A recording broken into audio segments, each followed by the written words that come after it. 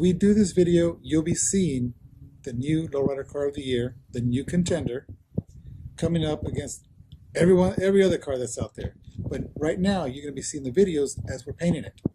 Everybody wants to know about it. Everybody's seeing it. We're not trying to hide it.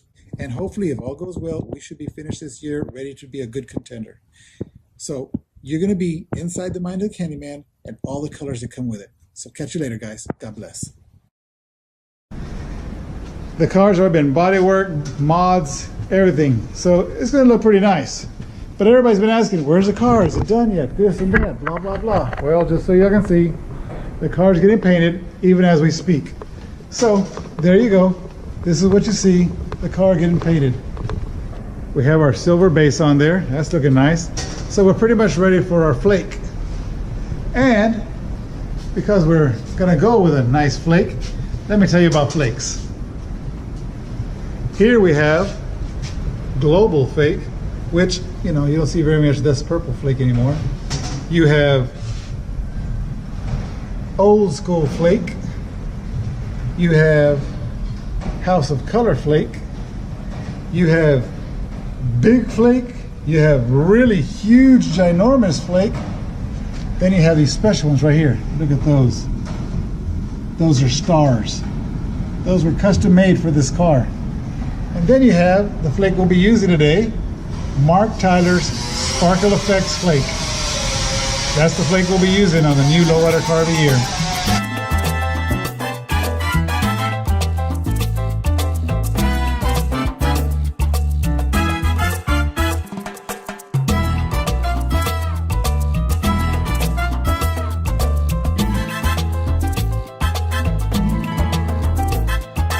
Now that we have flake on the car, I know it's going to go kind of fast, but just so you can see, there is some flake on it. Actually, some of you guys are wondering, why is there a yellow stripe there on all four corners? Well, let me tell you why. When you take this off, there's no flake inside that little jam. Now, I don't know about you, I've already sanded down a bunch of jams before. I'd rather not shoot flake inside there. I'd rather run my flake across here and run my designs underneath than have to go through all four jams. Now, we're gonna come back and use, let's see here, which is, this is the F15, this is the 15 millimeter, whatever it is. And then this one right here is the bigger one. We'll be using this in certain areas of the car. So that way we have areas that have no flake, with flake, and then areas with bigger flake when we fix it and put it on, and then go from there. Because the idea is to give it a bunch of textures. Big flake, little flake, mini flake, no flake, you know, pearls, candies, pinstripe, a little bit of everything. That way, you know, the judges look at it, they're like, hey, does it have pinstripe? Yes. Does it have designs and graphics? Yes. Does it run through the doors? Yes. Well, let's check out the paint job. Is it all pearl? Is it all candy? He goes, actually, it's all three. What? Oh, dang, this guy's good. We put 4 coats of TranStar Clear, along with, I don't know how many jars of Mark Tyler Sparkle Effects. And then we lay down 4 good coats, medium wet coats on the whole car. Flaked it out with 2 or 3 coats, and then 4 thick coats on the whole thing. When you sand down the clear with 180 in the DA, do a square. Do a, I don't know, 1.5 foot square or 1 foot square, and work the DA on it. Work the DA on that sucker, that 1 square, until it's smooth. This way, that way, that way. Once it's smooth, well, now you can move on to the next square, and the next square, and then this section, and then that section. And you just keep on doing it, square by square. And let me tell you, I did this whole trunk, including the sail panels and the other sail panel on the other side with the 180 in the DA, and it took me 1 hour. 1 hour. So figure 1 hour for the trunk, 1 hour for the roof, 1 hour for the hood with 180. And then 1 hour to, I don't know, probably like 20 minutes, 15, 20 minutes to 320 wet, 320 wet, 320 wet, and now you're ready to start painting. Now the 320 wet with the DA will probably take about 20 minutes. So you figure 3 hours, 1 hour, 2, 3 hours. In 4 hours, the whole top of this car is sanded. So here we are again. And as you can see, we're throwing some designs and graphics. We're throwing some designs and graphics right here, you know. Something a little bit out of the ordinary, not your ordinary cookie cutter paint job with a bunch of straight lines and designs on the hood, roof, and trunk, like I used to do for a long time. This time we're gonna add a little bit more curves and you know, add a little something, you know, that nobody else has, which is kind of hard because it seems like everybody else has everything. But you know, at one time we were doing candy with flake, candy with no flake, candy with this, candy with that, and now we're just kind of mixing it around. We just taped out this design right here, and we shot some candy violet. Here, I'm sure everybody's wondering, like, where'd you get that candy violet? Well, about 5 or 6 years ago, when they stopped making it, I hoarded as many as I could. And I've sent some to like Danny D and a couple other painters have been looking for it because it's hard to find. Fortunately for me, I got like 9 or 10 quarts that I hooked up with, and then eventually sold off little by little. And I only have a little bit left, which is why I saved it for this particular car, the car of the year. And so we put these designs in candy violet, and then we put these designs here in a regular base. So now we already sanded it down and did all that. We threw these designs and graphics, and now we're fixing to shoot some candy colors. We have a silver base with 15 flake, and then we have this other flake with this other base, silver base with a different flake. And now we're going to shoot candy colors in here. Now we've covered up some designs that were already there, like the candy violet and the other colors that we're going to put there. And those, we'll use those as like jewels for the pinstriping. Now, when everybody shoots candy or candy concentrate, the first thing they do is grab the SD100, the candy concentrate, and then they mix them together and they shoot it. I've never used SD100 in my life. I do mine a little bit different. It works for me, it might not work for you, but mine doesn't leave you an edge and it doesn't leave you a line. And let me tell you how we do it. I passed this, I can't say secret, but I passed this formula along to guys like Joe at Bullet Edition, Danny D, the guys up north in Dallas, El Perron, and a couple other painters that I know, and kind of just hook them up with, you know, some of the skills that I have that's worked for me. What you'll do is you'll take some plain Jane wash thinner,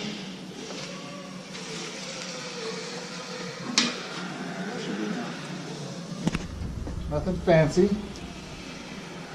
candy concentrate, pagan gold,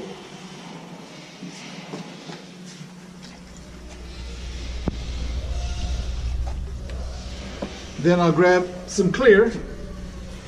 You don't have to be any kind of clear, it can be any kind of clear. It's just a little bit. And then what this clear will do will give it body. If you shoot this the way it is right there, it'll come out dusty. But if you add a little bit of clear, a little bit of hardener, well, that will turn around and make it a little bit more shinier, or actually it'll just give it some body. You can put as much as you want or as little as you want and start building up on your candy. If actually lighter is better, so if it's lighter, then you can just build up on it.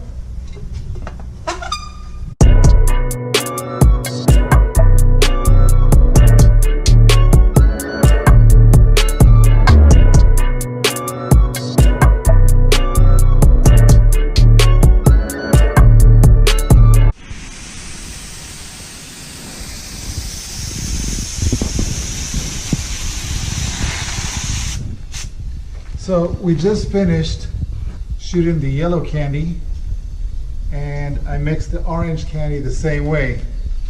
This much thinner, this much candy, and this much clear and hardener. And I mixed it up, shot it in here, and now you can tell I ran a little fade all the way around the edge of this yellow candy. Then I add a little more orange around here, and then I kind of just faded this up.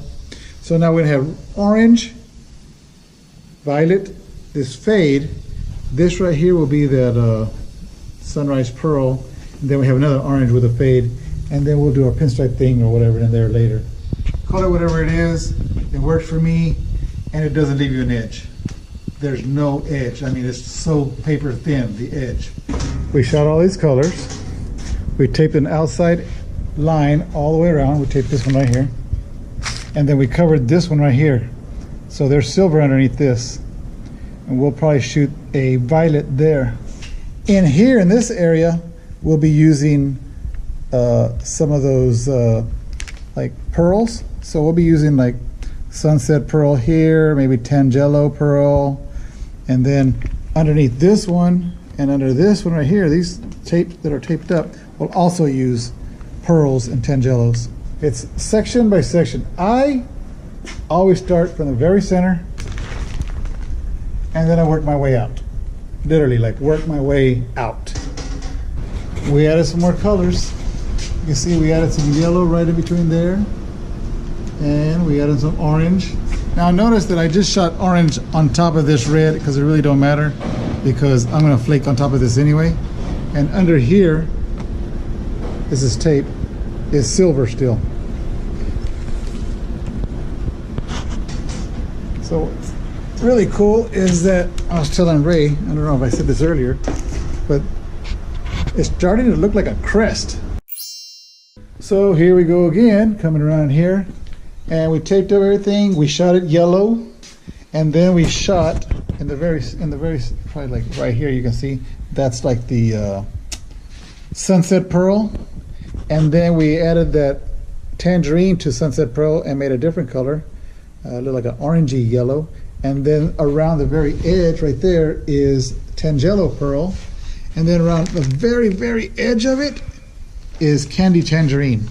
So let me show you what the products I've been using. So here you go. Right here we've been using the sunset pearl. And then after the sunset pearl, we took a little bit of this candy concentrate, added it in here to the sunset pearl, and we made like it's a little bit more orangey compared to that one. See, that was more yellowy. This one's a little bit more orangey. And then this one's a little bit more orangey. So those are the three colors we used to do the designs on this trunk. So now we have pearls, we have candies, we have flakes, we have some fades, we're gonna have pinstripe. I mean, we're gonna have all kinds of goodies going on in this trunk. We'll probably add some more colors maybe over here to the side and just keep on building up and work our way out. So now you got something to look at. These are the colors we're going with. Oh yeah, those are gonna look real nice. We haven't even shut the clear on it, but those colors really look good, and that's what the bottom of the car looks like. So if you want to know what the bottom of the car looks like, oh yes, it looks like that. So this is what we've been working on today. We just finished clearing it. We added all the oranges in there, mixed it around with your violets and your pearls. So you got a little mixture of this, a little mixture of that. But then we decided to do something different. Now everybody's seen fans, but these ain't your ordinary fans. These are called orange abstract backgrounds. If you'll notice, they're not just little fans. You just didn't put a fan and spray a little fade. Each individual one was painted. So anyway, took a little while to do it, but it looks cool. Something different. Abstract orange background. Google it. We've covered up these designs that had that orange abstract looking stuff. We added a couple of designs right here that we're going to cover up the metal flake, and then we'll shoot some sunset pearl on top of that. And then we got over here pretty much the same thing. And now it's time to run some color to the inside of the dash. I'm sorry, not the dash, the console. And then around here, so we can run some color through here, as well as the pieces that go across those doors on the top. So as you can see, I'm shooting it in sections. Don't ask me why, I'm just shooting the sections. Anyway, shot my silver, and then I shot this chrome yellow. That's the name of it, chrome yellow. I shot this yellow on top.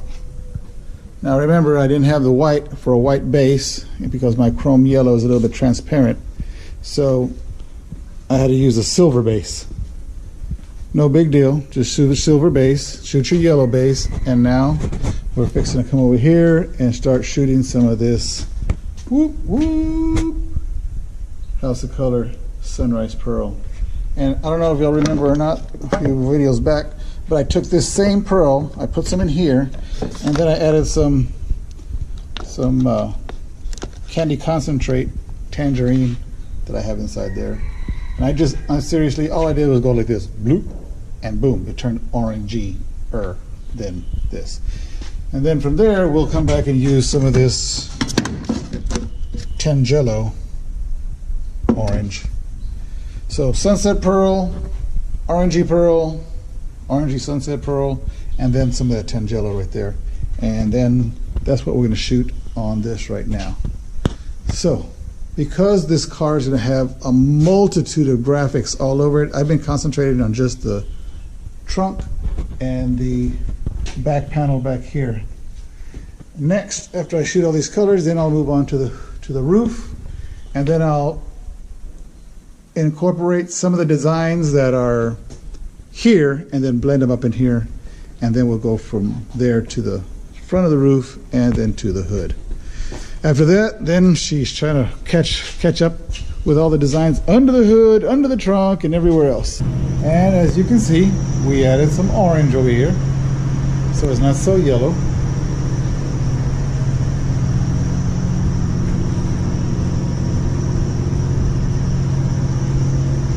Added that candy orange right there, looks nice. It does have a little bit yellow, more yellow right there, but it's okay. I like it. It's not so orangey or so yellow. That's what we got going on so far. There you go. Bam. Now that we've had it all sanded down again, we've taped out some designs and graphics like the ones that go here. We're gonna put an orange one there, an orange one here, and then a pink one here. We'll probably do this ruby red. So those are already outlined for some designs that we're going to put in there. We added this one right here. This is a maroon base with the orange candy on top of it. And then we added this one right here. Goes across there. And we added this pink one, which is basically hot pink pearl. This one is Tangelo. And this is just a maroonish base with a orange candy on top. Kind of looks kind of reddish maroon, burnt orange. But as we're going, we're just adding colors to them. You know, some colors complement others. They look nice. Trying to be careful with how we mix these colors. We don't want it to be too loud, because take a look here. See how this whole area just looks really yellow? I mean, I like yellow, but I like yellow right there. Little orange on both sides. I like yellow right here. It's a little bit of orange on both sides. Over here it's just blah. So I'm gonna have to add a little bit more orange to it so the car looks more like this versus this. This versus this. I mean, this looks nice, but this could have a few more orange in there, or a few more colors in there that just give it a little bit more pizzazz. And again, this is the only section of the car that we're working on. We did do a little bit of the interior, as you can see here. And it's kind of yellowy. I'm okay with it, but I probably want a little bit more orange in it. I woke up this morning like 4:30, excited, like, man, we should hurry up and be like 5:30 so I can get out here and start working on this thing. But geez, 4:30 is just too early, so I just sat there and waited like a little baby with his eyes open. We're fixing to start adding some more stripes. You can see where those yellow tape lines are. We're going to add some stripes there, maybe some silver leafing with some pink candy over it, or maybe some pink stripes, or maybe some gold leafing or variegated gold leafing, just to, you know, spice it up. But in reality, what we're doing is really copying what we got going on underneath the car, because we spend a lot of time putting colors together. You know, what looks good with this color, what looks good with that color. Hey, you know what, this pink right here looks nice, but when you put orange, dark orange, and a gold, well, that looks better. And then if you put this stripe in pink, pink over gold looks real pretty. But orange over gold, you know, looks okay, but pink over gold stands out. So we're kind of going back and forth with, you know, what looks better with what. What looks better on the flake? What looks better off the flake? You know, something that's more smooth and clean, you know, on top of this pearls. So we're kind of just testing the waters. But see, we already tested the waters underneath the car, and we're good with what we got. So now is taking what we have from underneath the car, putting it up here, and then going back and looking at all the pinstripes that we put underneath and match them up here to make sure that, you know, around this violet, candy violet stripe, we had 2 yellow pinstripes. Over the orange and over the yellow next to this pearl yellow, you know, between these two, I mean, yeah, these two right here, these 2 colors, you know, we had I forgot, robin blue pinstripe. So we're just kind of going back and forth with colors, hitting it hard. We're trying to get it ready. If everything goes well, we'll go qualify in Miami or Salinas, but probably in Salinas. We added all these colors to it here on the side, as you can see, and we cleared it. And just so y'all guys know, we've been using TranStar Clear lately. They sponsored us. They said, hey, take our clear. We're like, all day long, we'll take clear. And actually, it's been doing a pretty good job. I was a fan of TranStar for a little while, and then I moved on to some other clears, some Euro clears. But this TranStar clear is actually working out pretty nice. It lays down flat, goes down smooth. I'm not having any problems of solvent pop or anything. But, you know, I've also been a painter for 20 plus years. I got an idea how this stuff works, sort of, kind of. One thing I did notice here, and I'll probably end up changing it, is if you stop and look right here, this particular orange right here just seems like it's too orange. Like this design here with all the loop-de-loops pops with the yellow on this side, but it doesn't really pop with the yellow on this side. I don't know if you have to understand that. But I think the design would pop better if there was yellow on this side and this side of the design.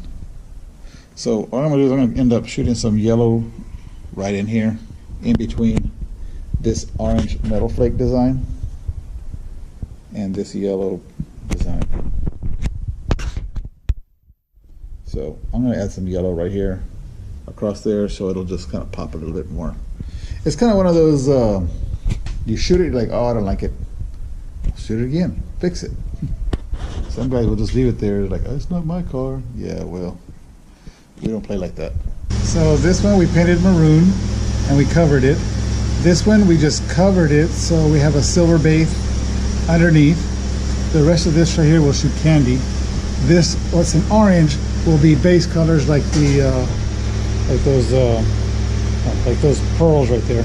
That'll be right here, pearls coming all the way around. And then probably some pearls inside here later on as we get into it and it becomes a little bit more intricate. I wish I could tell some of y'all painters that, you know, this happens overnight, but it doesn't.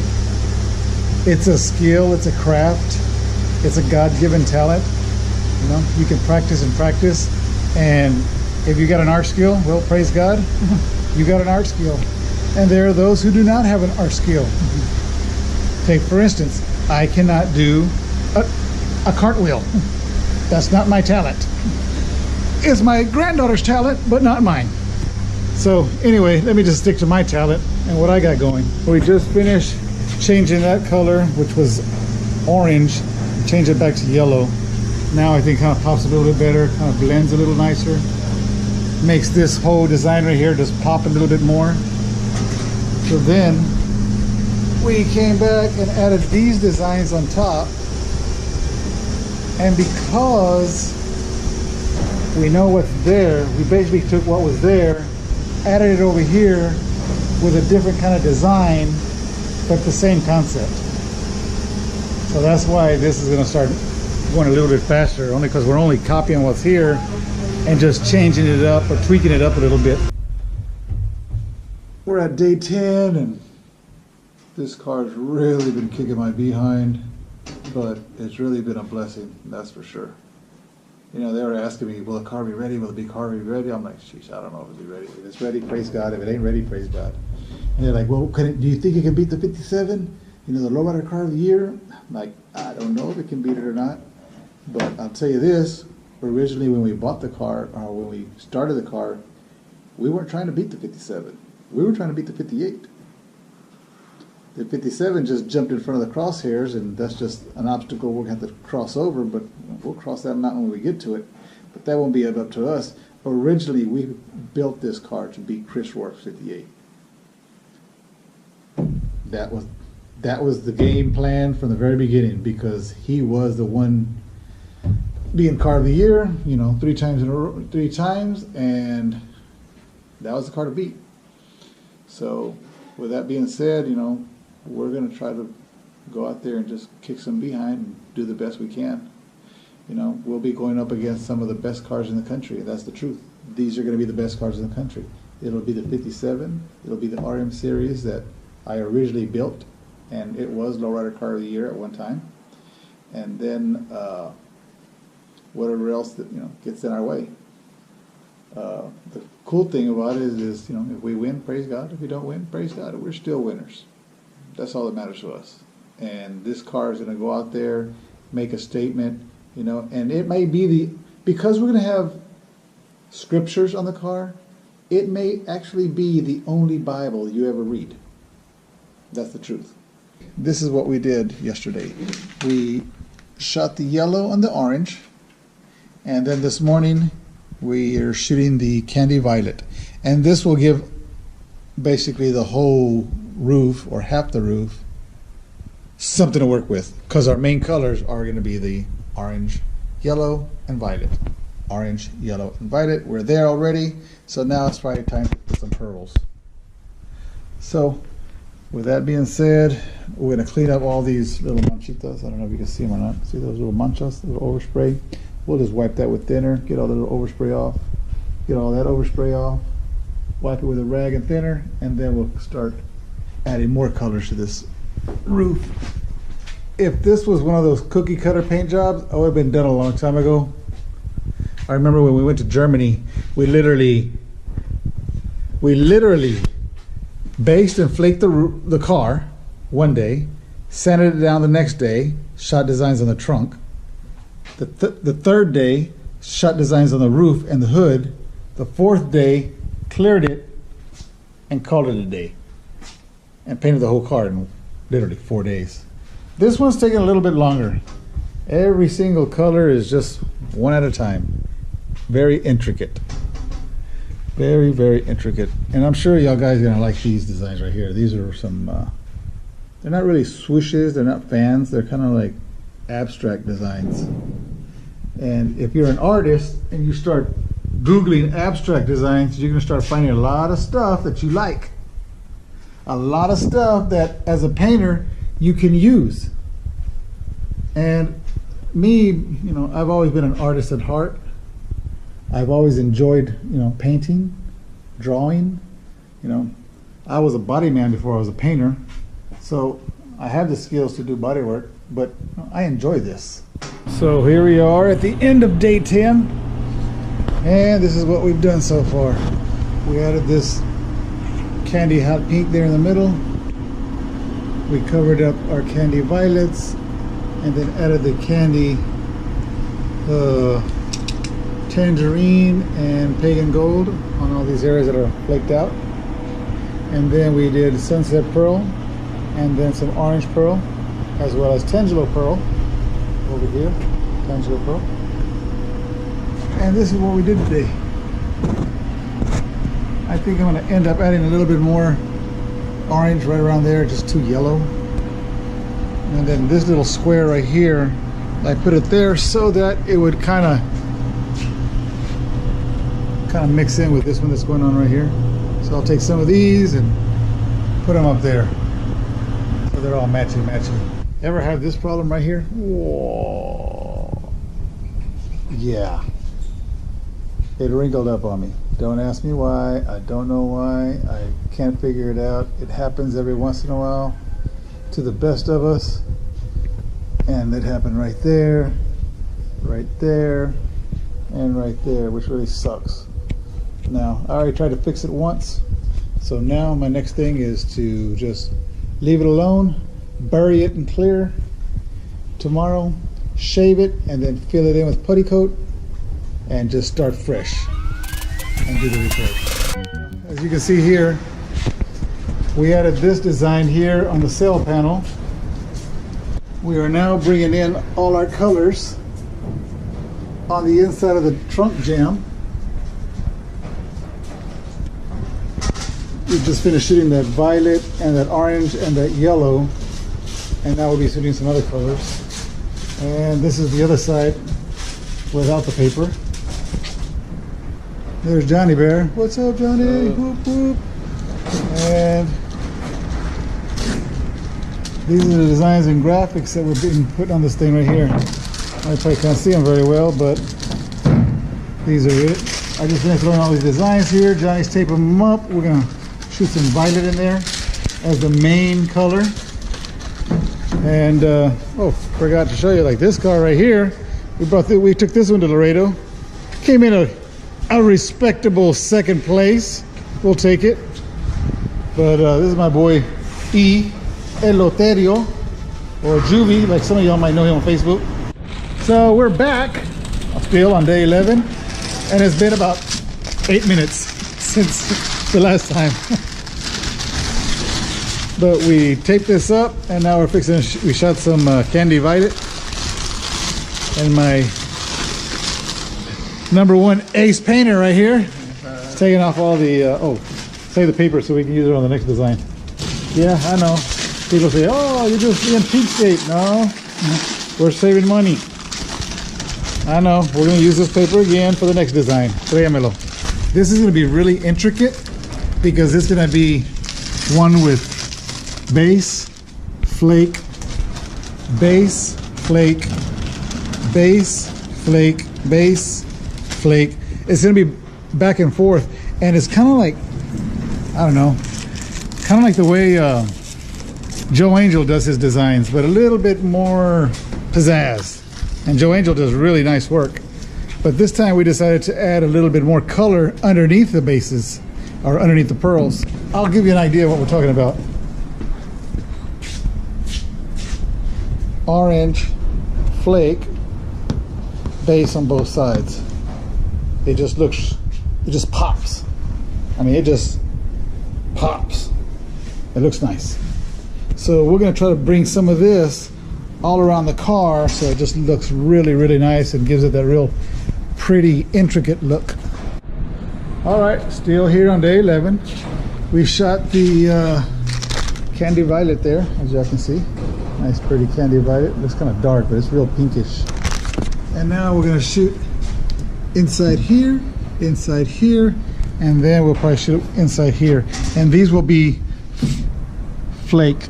So we're going to shoot candy in here, probably that real pretty aqua blue in here, orange around here, and get our flakes designs first. Then we'll clear them tomorrow, and then we'll start adding our bases and pearls and kind of go in between them both. When you're building Lowrider Car of the Year, painting it, building it, it's everything's strategic. And as much as we've been wanting to come out for the past so many years, trying to get this car ready, you know, things come up. But when I say strategic, what I mean is you don't want to show up to a gunfight with a knife. So a lot of guys, including myself, will hold up.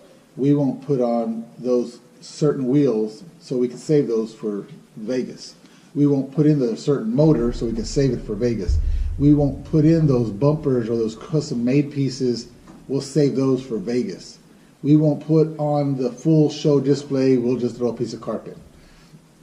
We'll do that so that when we get to Vegas, we have all this extra stuff that nobody's seen before, and With that, you can just jump right over that hump and, you know, knock the guy out of the water, and then go on to become the Lowrider Truck of the Year. We've been real fortunate. We've hit the Car of the Year, Truck of the Year, Bike of the Year 8 times. And a couple of them hit it twice, but geez, I'll take every single one that hits it, so that's just the way we roll. But I was talking to Bobby, and everybody's gonna qualify in Salinas. It's the last place to qualify. It doesn't give anybody any time to make any changes or try to play catch up, because it's, you know, 3 weeks right before the show. And the way Bobby saw it, which was pretty strategic, I was pretty amazed actually. He's like, I'm gonna go to Salinas, I'll take first and second. If there's 3 or 4 guys out there trying to qualify, they could only qualify for 3rd place.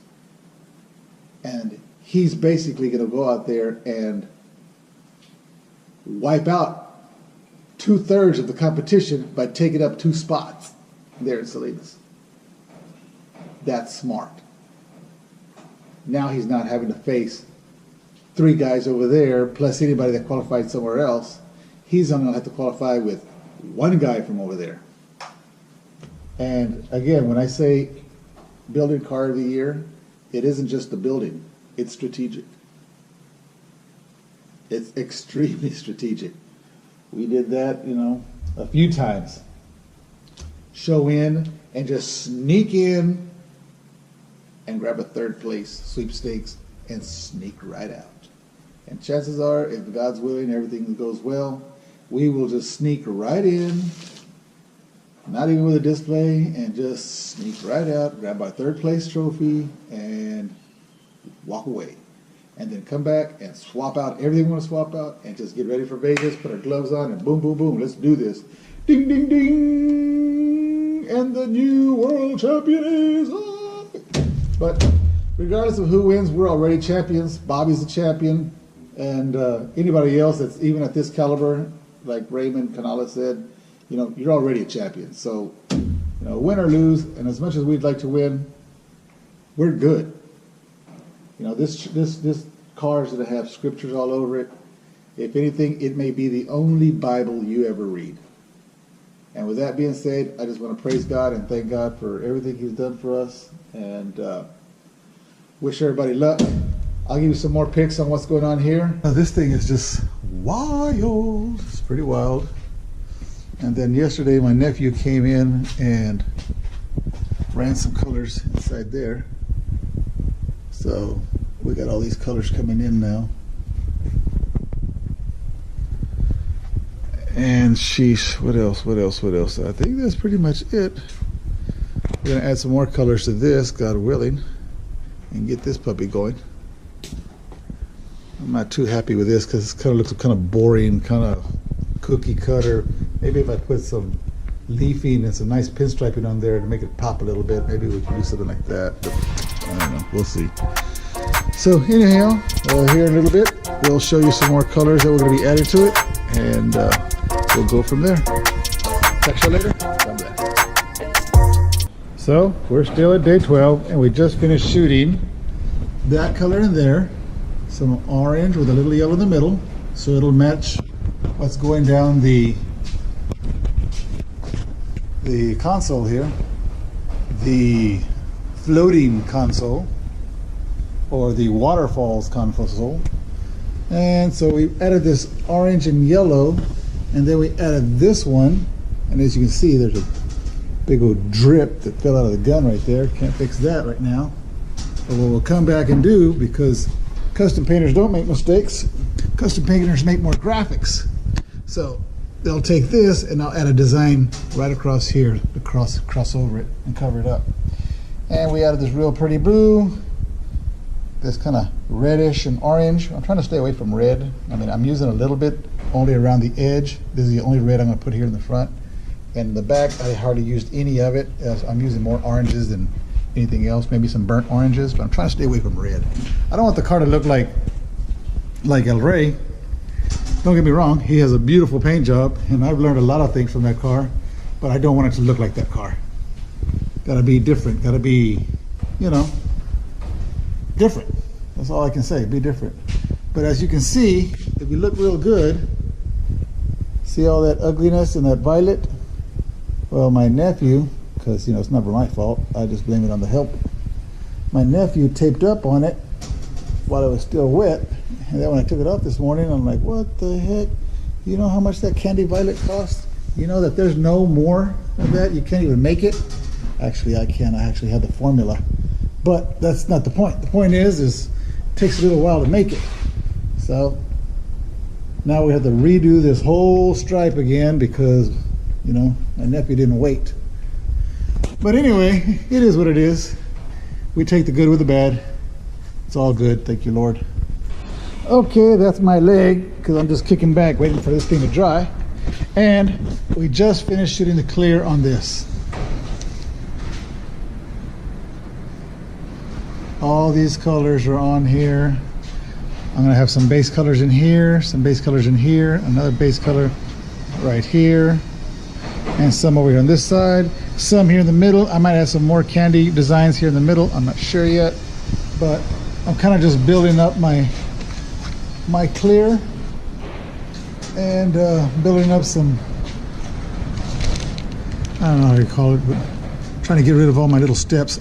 Sometimes it's a little step, but because I use that thinner inside my candy, it really doesn't leave much. I don't know if you can tell now, but see the reflection on the, you know, see, I mean, there's nothing there. You don't feel nothing at all. So just to make sure we don't feel nothing, we just add a coat of clear on it. At the end of the day, we're done. It'll just sit up here, look pretty. And then tomorrow, we'll get a quickie scuffy poo, and then attack it again and add some more colors. And I'll just add all my colors all day long. Like, you know, all these colors right here and there on the side, and add some more inside there, running these through across your hood, your cowl panel, and then your dash. Then I gotta run them through the inside of the firewall. I know this kind of looks like a puzzle, and it really is. I wish I could tell you, hey, you know, do it this way, do it that way. This is the way I do it. I'm one of those kind of chess players. I kind of think 3 steps ahead of the game. So I already know what I'm going after. So now I just got to put all the puzzles in place. So that way, when it's all said and done, I have flake, no flake, flake, no flake, flake, no flake, flake, no flake, no. So what I'm going to have contrast. I'm going to have different textures. Some textures will be smooth, some textures will be flaked out, some textures will have candy, some textures will not have candy, some will just be pearls, some will be big flakes, some will be little flakes, some will be medium flake, some will be no flake.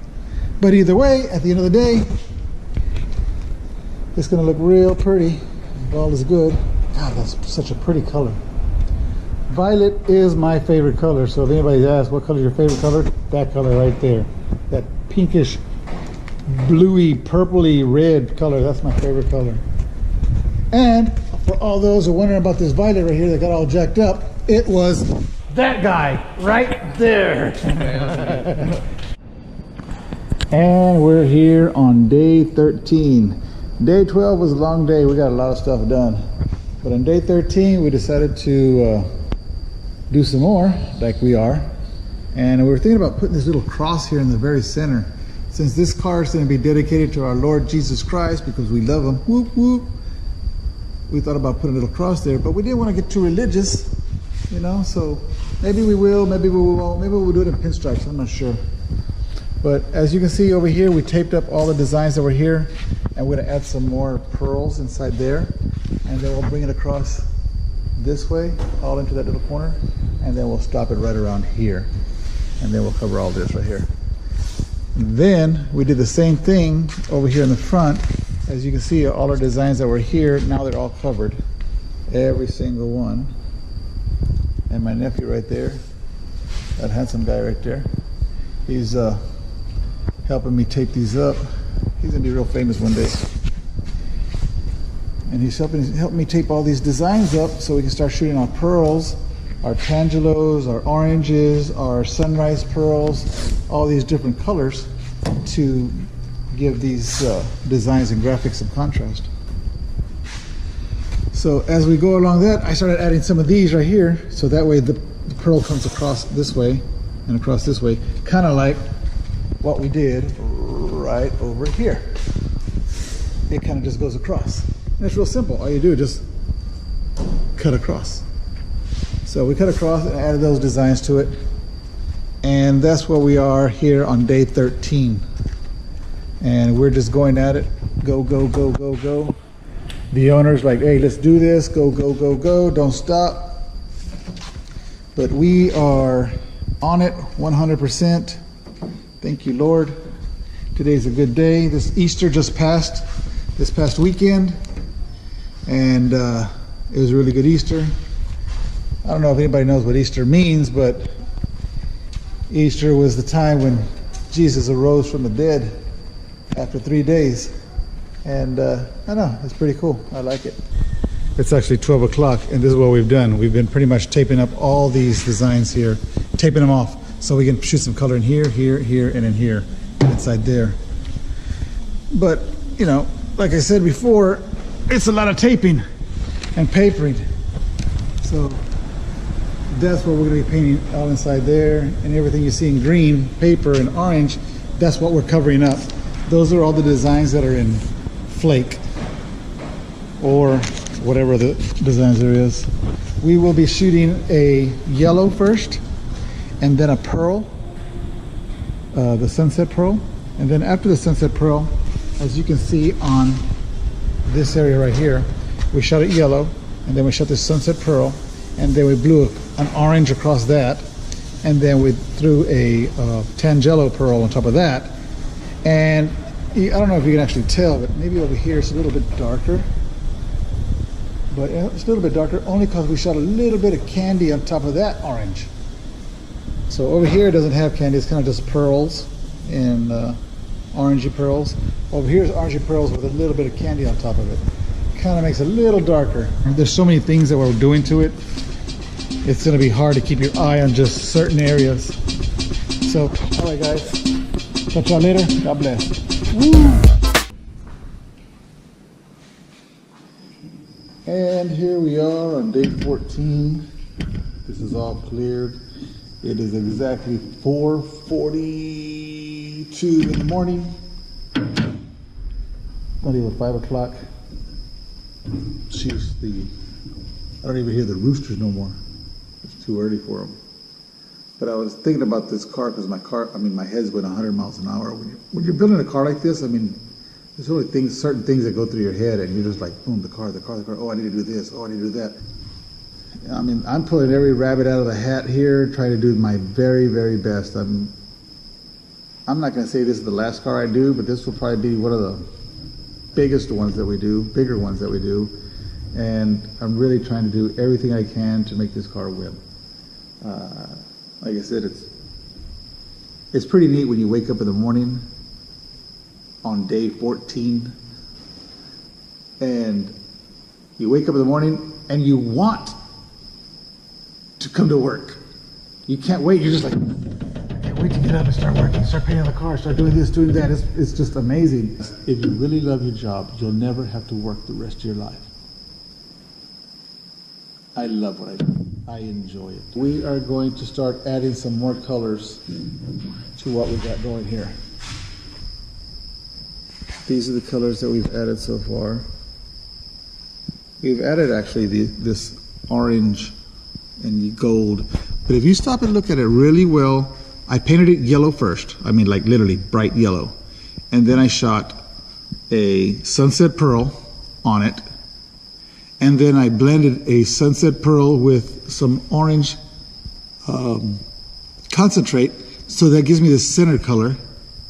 And then this other color here is the tangelo. So I have paint the whole thing yellow, sunset pearl, orangey sunset pearl, and then the tangelo, and then I came back on the very edge with just a tad bit of orange candy. And you can probably see it, it's a little bit more darker right there. And probably right here it's a little bit more darker. But that gives me this really nice blend from here to here. It just blends it really well. So it just goes from that yellowy, orangey, darker orangey to darker orange. And it gives you a really good blend. And that's what we're looking for. We're looking for a really good blend that's going to look nice and look bling bling.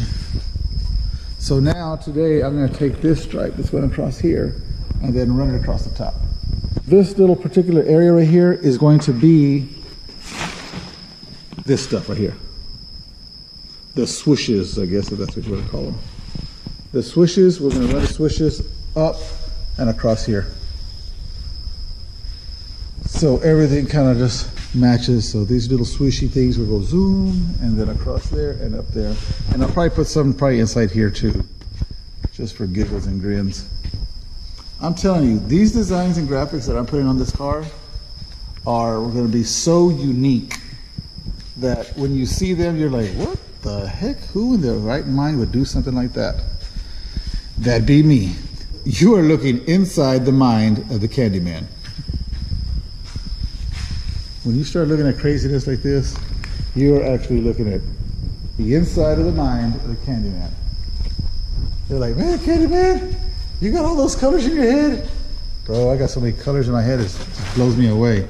I mean, look, check this out. What the heck? Who would think of this? Well, let me tell you, I asked the Lord first, and this is what he gave me. That's how we think about it. All right, so here we are. We added these swishes right across the top of the quarter panel. And then we added, again, some more swishes on the roof coming across the top right here. And then sliding right into the dash and then into the hood. And you can see that there's the hood, there's the other side, and we did over there too. So we taped up all that and we added those colors right there in between. And we're doing the same thing up here. We're going to be bringing this yellow. As you see, we brought that yellow right there, which is that same yellow right there. And this one's going to be violet right there, all the way across this way. And it comes violet this way, same way from this way, and then that way too. And this particular violet is going to go all the way around to the very front. And up here, I'll probably put some orange. I'll probably put some oranges right in here because violet next to orange looks really nice. Violet next to gold pops, but I think it looks a little bit more classier when it's around orange. But that's just me. We're gonna add some pinstripes in there. Probably add some blue around here. Some blue, some real nice, pretty blue. Added this pinstripe. We added this orange inside here. You can see this orange going across there. We added that same orange around this. We added this violet as well. Those blue pinstripes right there. And everything we did here, we went across the top as well, across the hood. So we added this yellow and this orange blended into yellow, that pinstripe, that centerpiece. We've added this piece right here, this orange to yellow. And then we added the violet, and then we added this orange as well. I don't know what I'm going to do inside this silver area. I want to put something really drastic, really something out of this world, something that nobody's really seen before. I don't know what yet. I'm going to have to pray about it, see what the good Lord comes up with. I have an idea, but really not sure how that's going to work out. I don't know if you noticed, but I added these. They kind of go along with those stripes right there. Designs on the trunk looks like they're going straight through the center console. So basically, let me see if I get it closer over here so you can actually see what I'm talking about. It looks like that. So the designs on the trunk literally look like they're coming out the center console. So I thought that would look pretty cool, at least from the front of the Impala, the 63 Impala. We also did some other things yesterday that I think we added that yellow right there, this yellow, and then we added this violet that kind of goes around in a circle and it comes this way. And over here, we also added some yellow and some orange right there. This whole piece here and here we added yesterday, along with that center piece and some pinstripe and some other blue, some yellow pinstripe and some blue pinstripe. So now we're trying to bring some of this color right here, this orangey yellow, into this little area right here, which will be right next to a violet. I don't know if you'll remember, I really like the way this looks right here. This orange to gold to violet. So I'm going to be doing that. There's violet right here. So it'll be orange to gold, you know, orange to gold to violet. So it's going to look real nice. We also ran the designs in here, right through the trunk jam. And that's coming out pretty nice. And here we are, day 18. And we've added a bunch of colors since the day 17, and it's probably been about 3 weeks since we worked on the car.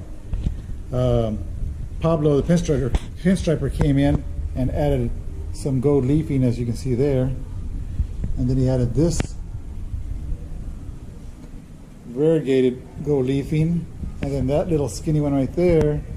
And they added this candy violet silver leaf with the turns in it, and then we added some gold leaf with the turns on this design right there. And probably since the last time we added, I don't know if you can tell or not, but we added this color right here, this yellow orange into a fade, this right here. We added all this and probably added a little bit more there, and then we added that pinstripe and this gold leafing as well, going across there. And then we cleared those this morning, and then we added that gold leafing. Oh. And this candy violet one, and oh my gosh, this candy violet one is so pretty. I added a little bit more there, but we still need a pinstripe around, you know, around this one, around this here. We'll probably put another one in between there, and then we'll probably leaf around this and go from there. We can see we added some gold leafing there, or variegated there, some more gold leafing there, some in here, across there. So we're bringing more of the leaf into the designs and graphics and kind of mixing it up. And then after we did that, Pablo did all that, and then we cleared it. And we're, you know, you can see it's shiny there. We cleared all the leafing. So now we'll wait for him to come back tomorrow or the next day. And then he'll come back and pinstripe around it. As you can tell, this hood, roof, and trunk are really, really, really busy. And that's what we wanted. I mean, don't get me wrong, we started off doing this, and then after I saw that blue 64 from California, the one that burned, oh my God, my heart just melted. I can't even imagine being the owner of that car. But I saw the designs, I saw the car, and I was like, oh my gosh, that's a really nice car. And when I saw what happened to it, oh, sheesh, again, my heart just, my heart literally just fell down. It was just like, oh, it was terrible. I decided to bring this right up here, across here, and we're gonna add that same orange design through here. And then that one is gonna go over this swooshies, under the yellow one, over the blue one, under the orange one, under the candy one, just over and under, over and under, over and under, over and under, all the way through it. That way it has a, I'll say like a 3D effect, but sure it's gonna look cool. It's gonna take a lot of work to do it that way because everything isn't just 1/4 inch tape and then peel it off and you're done. Here you gotta actually work for it. Day 18, we're gonna be doing a lot of sanding because today it's, bro, I mean it's like raining out here. I got a leak that I need to fix up there. It landed all on my car. My car's all wet now. Got this bomb here working on it. I don't know if y'all know who that is. That's Lowrider. That's the Memorial Coliseum. So day 18 still. It's the afternoon. I just had a meeting with my dad. And I'm throwing all these designs and graphics. And I'm trying to make it go in and out of the designs. And let me tell you, I'm getting my butt handed back to me. This is some bull crap.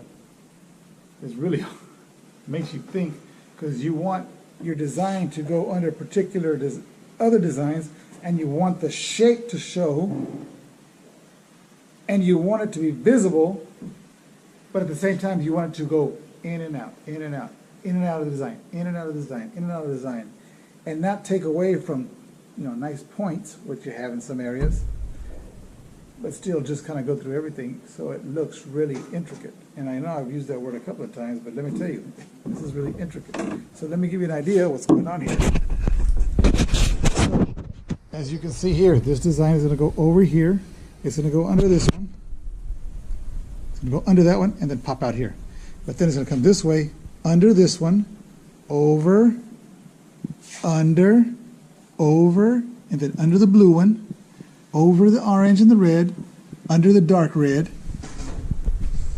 over this, and then under all these little points. It's going to make this curve right here go under this one, be on top of the blue one, over this juicy fruit one, and then across here, all this is going to be covered. And the same thing here. This one goes over, under, over, under, over, under, over, under, over, under, over, and it comes back out. So what I did on this side was the opposite of what I did on this side. So it goes under this one, but over that one. So like I said, it's a little mind-boggling. We'll be shooting some color on this here in a little while. If not tomorrow, being Saturday, we'll probably shoot some color on it tomorrow. And we still need to put paper on this side, on this side, on this side, covering up this. Put paper all the way around everything. Shoot our colors, which will be these colors right here. Inside of all this, we'll be using oranges and yellows on everything. So that's that. And then over here, we're doing the same thing. So this will be going over all this, under the blue one, over the orange one, under the metal flake one designed here, under this flake, over this one, over this one, under the red one, and then come over this way, under the purple, and then probably come into a point right here. And I don't think I'm going to make them connect together. I'll probably just make it come to a point and call it a day. So I have some crazy designs here. I have some there. What I don't have is back there. I probably need to put one wild and crazy one. And for all you painters out there, that's what I do. Make all your designs and graphics, and then come back with one crazy one that goes through everything. So here we are on day 19. It's 19 because that's the day we're working on. Today's day 19. So we're using some red, we're using some yellow. As you can see, I'm using my buglers. This is how I do my pinstriping. Unless the pinstriper guy, Pablo, comes in, but he said he will be here for 3 weeks. But what he can't do, or what I can do, I'll just do myself, and then when he gets here, he'll do all the specialty stuff. Now, on day 18, we're adding that one big design, and let me go ahead and show you what it's looking like.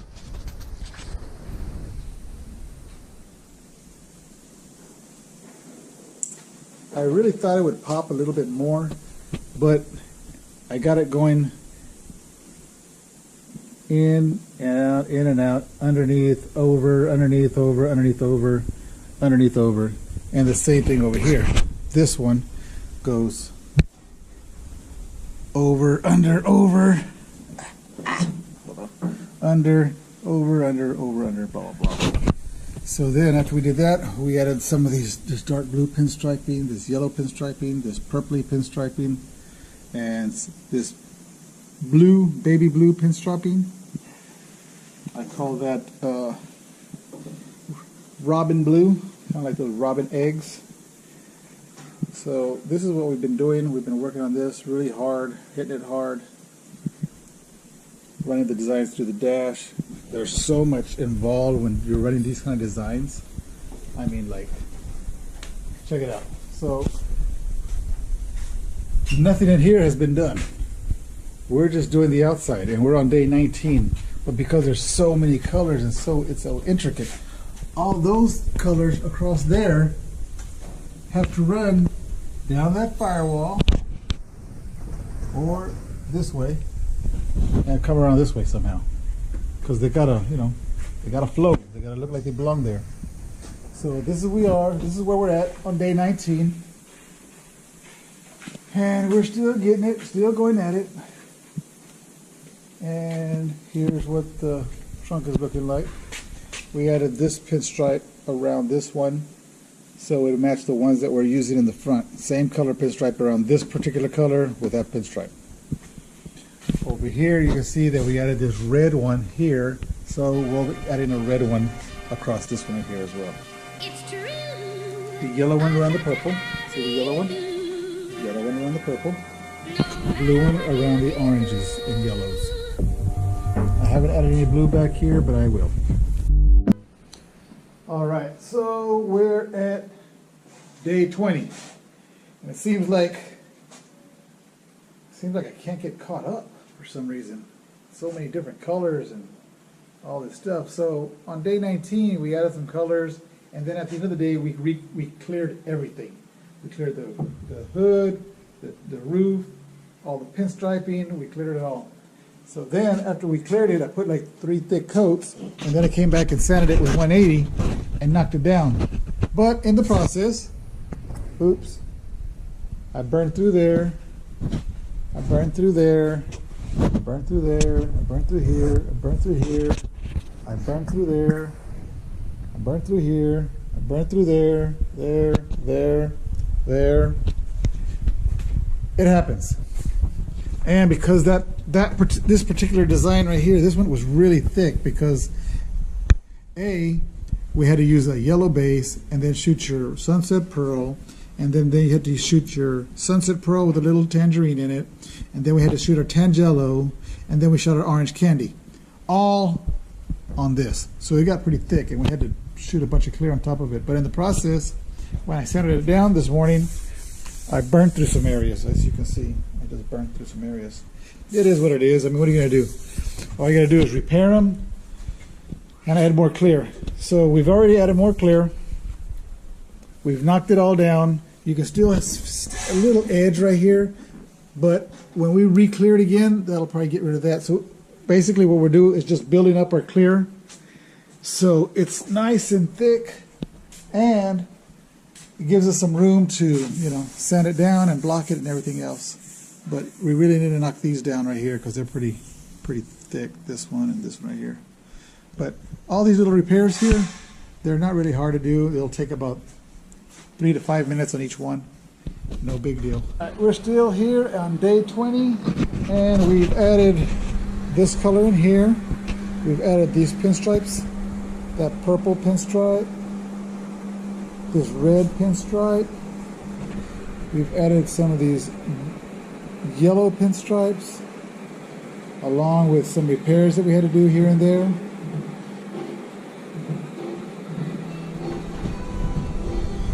So as you can see, we've been pinstriping some of that baby blue, some of that purple, some of that red. Like my juicy fruit roll-ups there. And this is what we've been working on lately, all day today, doing the repairs and fixing spots here and there. So now we're fixing to shoot a thick coat of clear on it. And then we did add some more. We added that red right there. And we added this yellow right in there. And you see we added some red there, some blue there, and then that orange. I know you probably can't see it, but there's that orange right there. Ooh, look at that fly. Anyway, so those are the colors we've been adding, all the pinstriping. And we're going to save something really special for this little area right here. I'm not sure what we're going to use. I'm thinking some type of optical illusion or something. I'm not sure. Just something that looks kind of out there. Probably like black and white checkers. or an optical illusion with black and white designs or something. I'm not sure. Kind of go there when it's time. But as you see, there's still little spots that we got to repair. But spots like this, when I put my pinstriping, I'll probably cover it right up. So I'm not too worried about that. So over here, the same. We fixed all those little spots that were all tore and broken up or whatever. Spots like this, when I pinstripe it, I'll cover it up and that'll be gone. Over here, the same thing. We added some more colors and then pinstriped it as well. So we're fixing to shoot the flare on this bad boy. So anyway, catch up later. See you in a little bit. This is already 5 or 6 o'clock in the afternoon. And we're getting a little tired. Fixing to head out. Call it a day. It's Thursday. But this is what's going on for this day 20. More pinstripes, more colors, more repairs here and there. I think we're pretty much done with all the repairs. As far as all the designs and graphics, I think we're pretty much done on the roof. We will add probably some silver leafing and some gold leafing. And then this real special leafing that I'm going to order from Japan or Germany, wherever it's from. So it's going to look really cool. So this is what we got going on so far. I believe most of the designs and graphics on the hood, roof, and trunk are pretty much done. All we got to do now is just add some silver leafing, gold leafing, and then start from here this way and work our way down to the sides. We're on day 20 and the owner just got here. Pásale, pásale, pásale.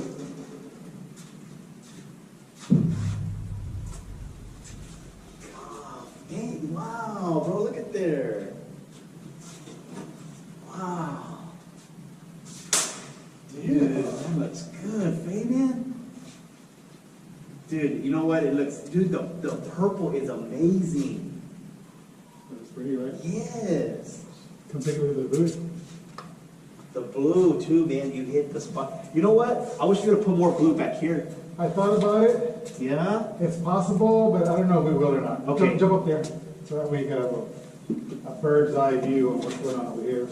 Oh, my God. Look at that. Fabian, you, dude, for real, dude, you outdid yourself on this one, dude. Beautiful. It was wild, right? Yes. Have you seen anything like it? No. Me neither.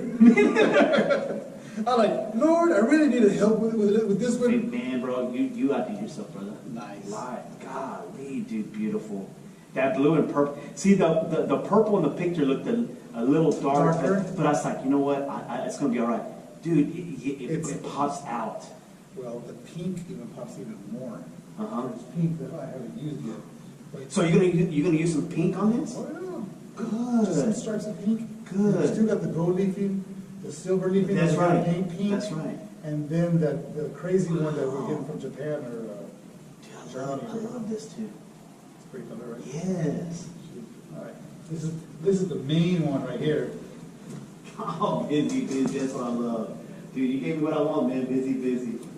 The roof is on fire. I'll tell you, bro, I've never seen anything like this. Nothing. I was looking at some of the other cars, and they're nice cars, but nothing like this. I think we'll be ahead of the game if we really, stay at the pace we're at. Right. Instead of trying to rush or whatever. Because that, I mean, dude, your brainstorming and You're your going back heart and is forth. going to work together. Say hello. Hey, what's up? You happy with your car, sir? Yes. All right. So, we were about to start painting some of these areas right here and realized there was a small wave right there and another wave over there. So, here I am, blocking it out because we're about to shoot the last coat of paint. We don't want it to leak. We don't want to be no dents or dings in it. What we did with this car, because it's a car of this caliber, is we welded the doors on here. And we got these corners level, and this level, and this level, and we literally welded them on there. And then we started to do our body work right across here. In other words, I got some Bondo and what is this? Go across, I blocked it, and then I cut it, and I cleaned it up. And now my quarter and door are on point. Now, a lot of you will notice that most 63 or 60s Impalas, the quarter panels come this way, and they come to an end. And then on the door, it kind of comes out a little bit, and then it comes into an end. And the fender, the same way. That's cool because that's the way they came originally. But we want this car to be super straight. So when you look at the reflection coming down here, you'll see that the reflection comes all the way across this way, and it goes straight across this. Literally, straight across it. It doesn't come to an end, it doesn't go over, it literally comes straight across. The reflection just goes from one side to the other, like literally like smooth. So this is flush. So when you see the car, you're like, man, that car's straight. But it's because they went the extra mile to make it straight.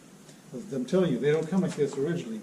And that's just a little extra things that we do for cars like this, because it isn't all just about the paint job.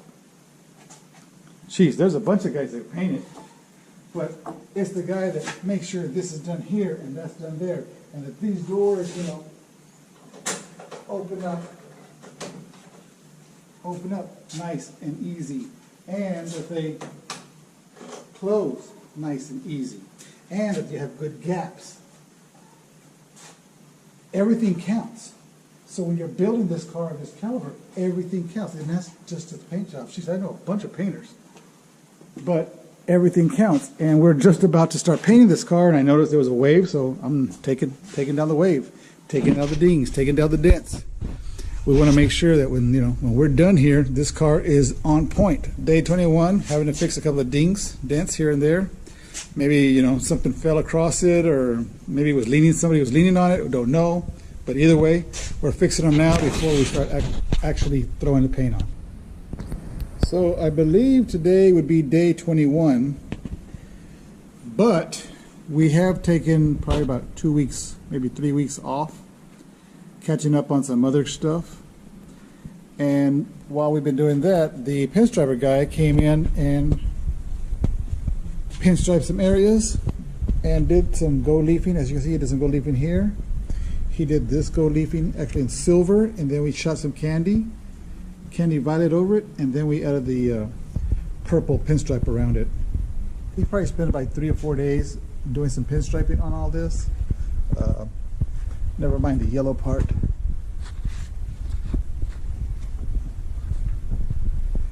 He did this gold leafing as well. That's kind of variegated as well. He did some of that aqua pinstriping and some of this gold leafing. That looked pretty nice. And then he did that gold leafing. I don't know if y'all noticed, but this area is painted now. And it was silver, but now it's like a yellow to orange. And here we added this silver with candy violet over it. We added this gold, this gold, this gold, this gold, this gold, and you can see that gold right there, the aqua pinstriping. This stuff right here is pretty thick, so what we ended up doing was taking a Dremel and digging into the paint a hole, and then we countersunk this piece in there, because this piece is not as thin as gold leafing. It's actually about as thin as a penny or maybe half a penny thickness. So we kind of dug into the paint and clear and everything, and then we countersunk this deep into it and then cleared over it. But we also used some super glue to hold it in there. So let me show you what that thing looks like. Oh man, that thing looks pretty. I mean, it looks so cool. I mean, it's something that you don't see in cars or lowriders, because this will probably be the first time you ever see something like this, at least on a car. I've never seen it on any car. I actually got this idea from a man in Japan that was working with motorcycles. His name was King Motorcycles, King something. You can find him if you look him on Facebook. But I took his idea and I ran with it and decided to do something like this right here and kind of use a different procedure than the way he used it. But he does great work. I saw it. It was awesome. And I just took his idea and ran with it and made my own idea. The center part of the hood, roof, and trunk are pretty much done. There's probably some areas that we need to repair, little spots here and there. But now we're going to start moving on from the center, this being all the center part. Now we're going to start working from here to here. Basically from this line or from this line to here. This area, this whole section right here. This whole section right here we're going to start working on. All this right here, all the top. We're not doing the bottom. We're not doing the bottom of the car. We're not doing this down or from here down. We're just doing from here. We're just working on that area. We're literally doing the car in sections. That way we can put all our emphasis on this one area. I don't have to run around the whole car. I just have to concentrate on just one piece. Then I'll do the other side, or I'll do both at the same time. I'm not sure. Long story short, that's what we've been working on. Catch y'all later. Oh, check it out. Cousin's been working on my 62. So y'all can see the progress. So he did all the body work, shot a base coat, clear coat on there.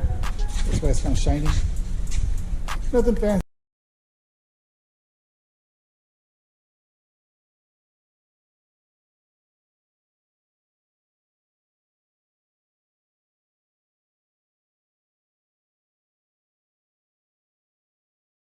Day 22, and the side, it was like a maroonish, and then we shot a little yellow on top, but we changed our mind and we're gonna go way totally different.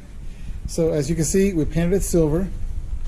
So we're gonna add some silver base, which is what we did already, and we came across this side. As you can see, we did silver base on here. You can see a little spot here that we need to repair, another spot here, another spot over here that we need to repair. So we fixed those areas. You can see, a little spot there.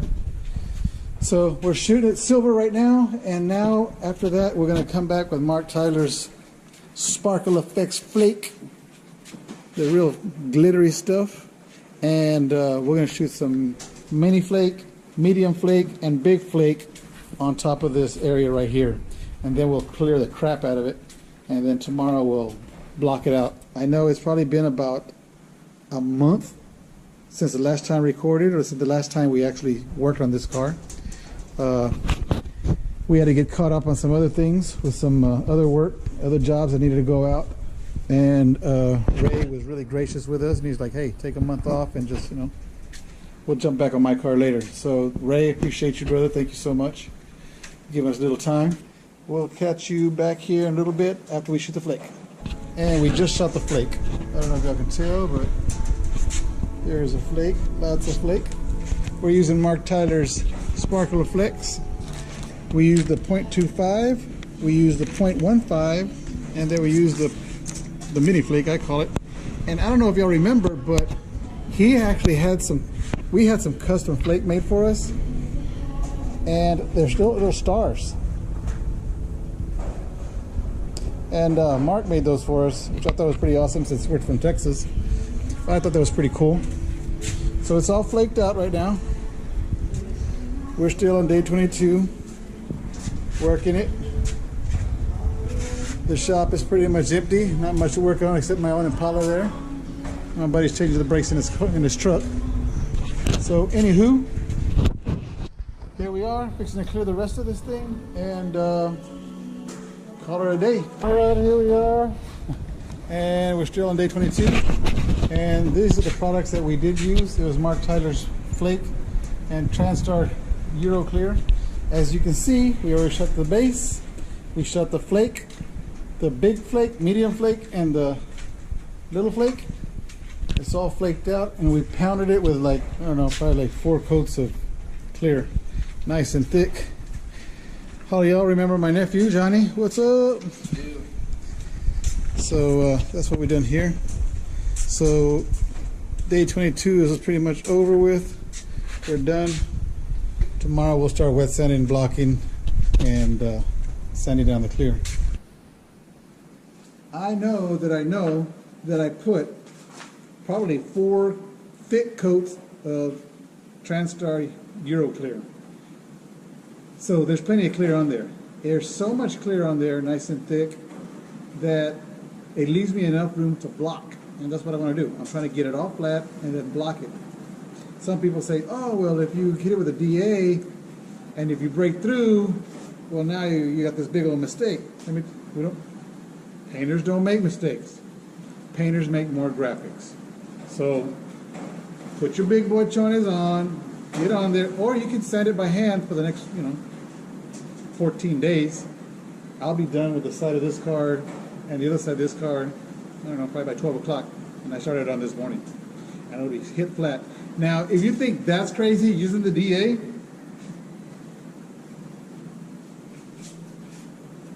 for my flat panels on the quarters of the 63, I use my airfoil and 180 DA. And I'm literally just, I don't know, I'm keeping it moving, I'm keeping it moving, so it works. And again, that's just me. I ain't got time to sit there and spend the next 14 days blocking it out with 400. I ain't got the time. And it don't make money.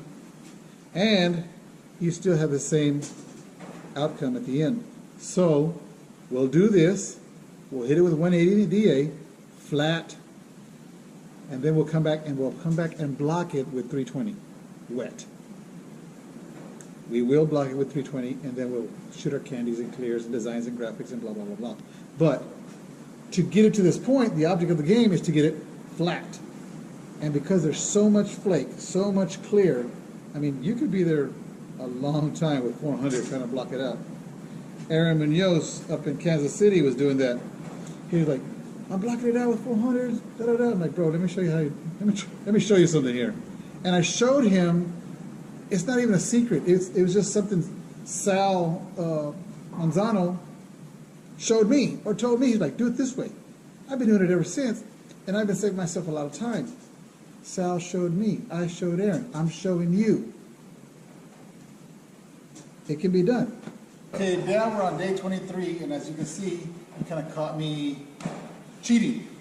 Because these designs, this green design out here, this really nice little swoosh that's right here, I could be there all day with tape trying to make it, and it'll sometimes come out nice, sometimes it'll not flow the way it's supposed to.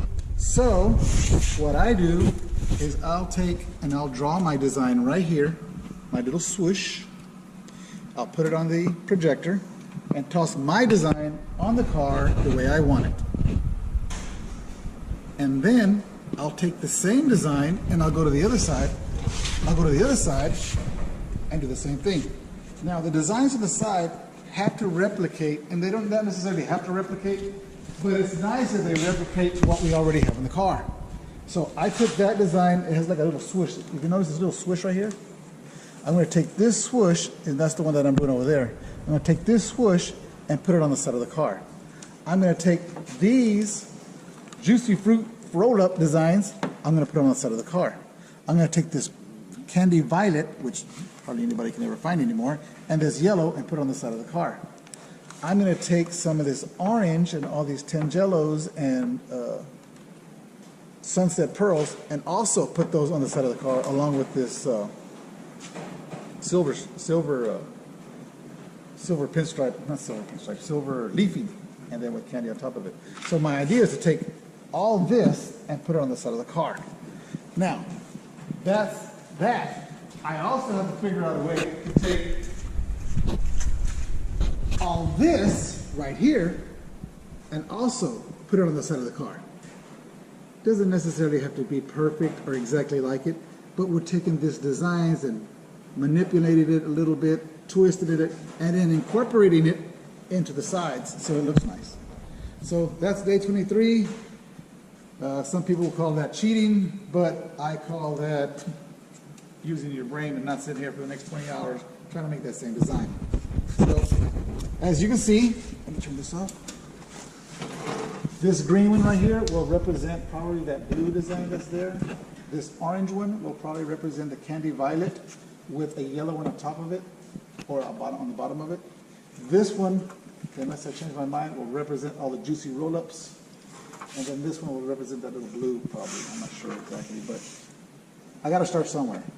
So first of all, we'll start off with this green one, the green design, and then we'll start with this orange design that you can see in tape. And then we'll paint those, and then we'll clear them, and then we'll move on to the next one. So today is still day 23, and we just finished, well, this morning you saw the way we put the designs and stuff. So we just finished shooting a candy violet across here, and then this aqua blue, real pretty blue. It's made by Sims. It's a real pretty blue. It's not like Oriental or Cobalt. It's kind of like a aqua. It's real pretty. But anyway, these are the designs we put. We're going to take the paper off that one. But this is what they're really going to look like after the paper is all taken off. So now it's like this. We're kind of just cleaning it up. We're going to come back and clean up some edges here, get some tape off, and then we're going to shoot a clear coat over what you see here. After we do that, tomorrow we'll sand it down, and then we'll start adding more colors. So this is pretty much done for day 23. I thought we'd get a lot more done, but these designs really was an all-day affair, so it's all good. So here we are, day 24. We shot the candy violet, we shot the blue. Day 23 is done and over with. As you can see, this stripe I have right here, this one's gonna go yellow or gold. Also is this one too. This one's gonna follow right here. That's gonna be real simple because I have violet with a gold. So I'm gonna have violet with a gold. Right in here, violet with the gold. So that's what we're working on today. Nothing big, nothing fancy. We're just adding to the designs. Okay, still on day 24, and as you can see, we are shooting the gold. We were talking about. We're shooting the gold right now. All looking good. So, shooting the gold, looking good. So, since the last time we talked, it was like day 25 or 26, and I feel like I've been cheating on you guys because I totally forgot to pull out the GoPro and start doing pictures and showing you everything and all the designs and graphics that we've done since day 25 or 6 or whichever it is. But anyway, kind of lost track of time. I started throwing designs and graphics on the sides, and again, I feel like I've been cheating on you because I ain't even showing you what's going on. But I mean, I could show you every little stripe that we're doing one by one like we did on the hood, roof, and trunk. But you know, that might be kind of boring. So what I will show you is what we have done. And this is what we have done. We've added all these colors to the side. And these, not only just these colors to the side, I added the top color, which is this one here. So this one will blend these colors into this and then into this. So you can see here, we have a nice pretty blend across. And people would say, well, hey, how come you're not just doing the whole car in one shot? Well, I am, but I'm doing this section first, just like I'm doing the side first. Notice that I shot a base, a silver base first. See the silver base? Silver base, silver base, it's all silver base. All up to right there. So all my designs and flake are going to be on that silver base. So I did that already. And let me just show you the other side real quick. So you see that I'm doing both at the same time. This side I already sanded it down. We're going to add some more designs and graphics to it. So anywho, the colors are coming out real pretty. I don't know if you can tell or not, but this is how I can do my designs. See this green tape? I'll make this green tape. Okay, I sit back, I'm like, oh, that design looks pretty good. Or this orange tape. This orange tape, I'm making a design out of it. So I'll do my design, look at it, see how it looks, see if it flows, and then I'll come back and I'll put some 1/4 inch masking or 1/4 inch tape around the edges of it. And now I know exactly what it's going to look like. Some guys just take off doing their own design, which is all good. I mean, hey, everybody does their own thing. That's cool. But again, I'll tell you, I could have flaked this thing, based it, flaked it, cleared it. The next day, wet sanded it, and then just threw a bunch of patterns on it. Like every other painter that does this. They do this because that's what they've learned on the internet, that's what they've seen in the past. I used to do it, 10, 15 years ago. Now I use that particular concept as a base for what the other stuff we're going to do. So you just keep adding to your designs, adding to your graphics, adding to everything. So as you see, base, flake, clear, designs, graphics. Now shoot some other colors. Shoot some pearls, shoot some other candies, shoot some straight candies, shoot whatever you want to shoot. Don't just fill it up with patterns. I go on the internet and I see that everywhere. Everybody just shoot patterns. The same old patterns. Change it up, guys. How you say? Step up your game. You got to. If y'all don't know, now you know. I am a member of Rollers Only. Been in Rollers Only for the past 20-something years. Held a position as president for many years and also as an officer. So I'm a real proud member.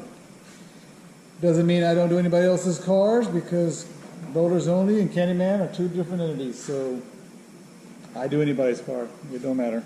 I just finished doing some designs, so let me show you what we have been doing. We've added this fade right here. This orange to gold fade and then these little stripes. So we had to cover all these.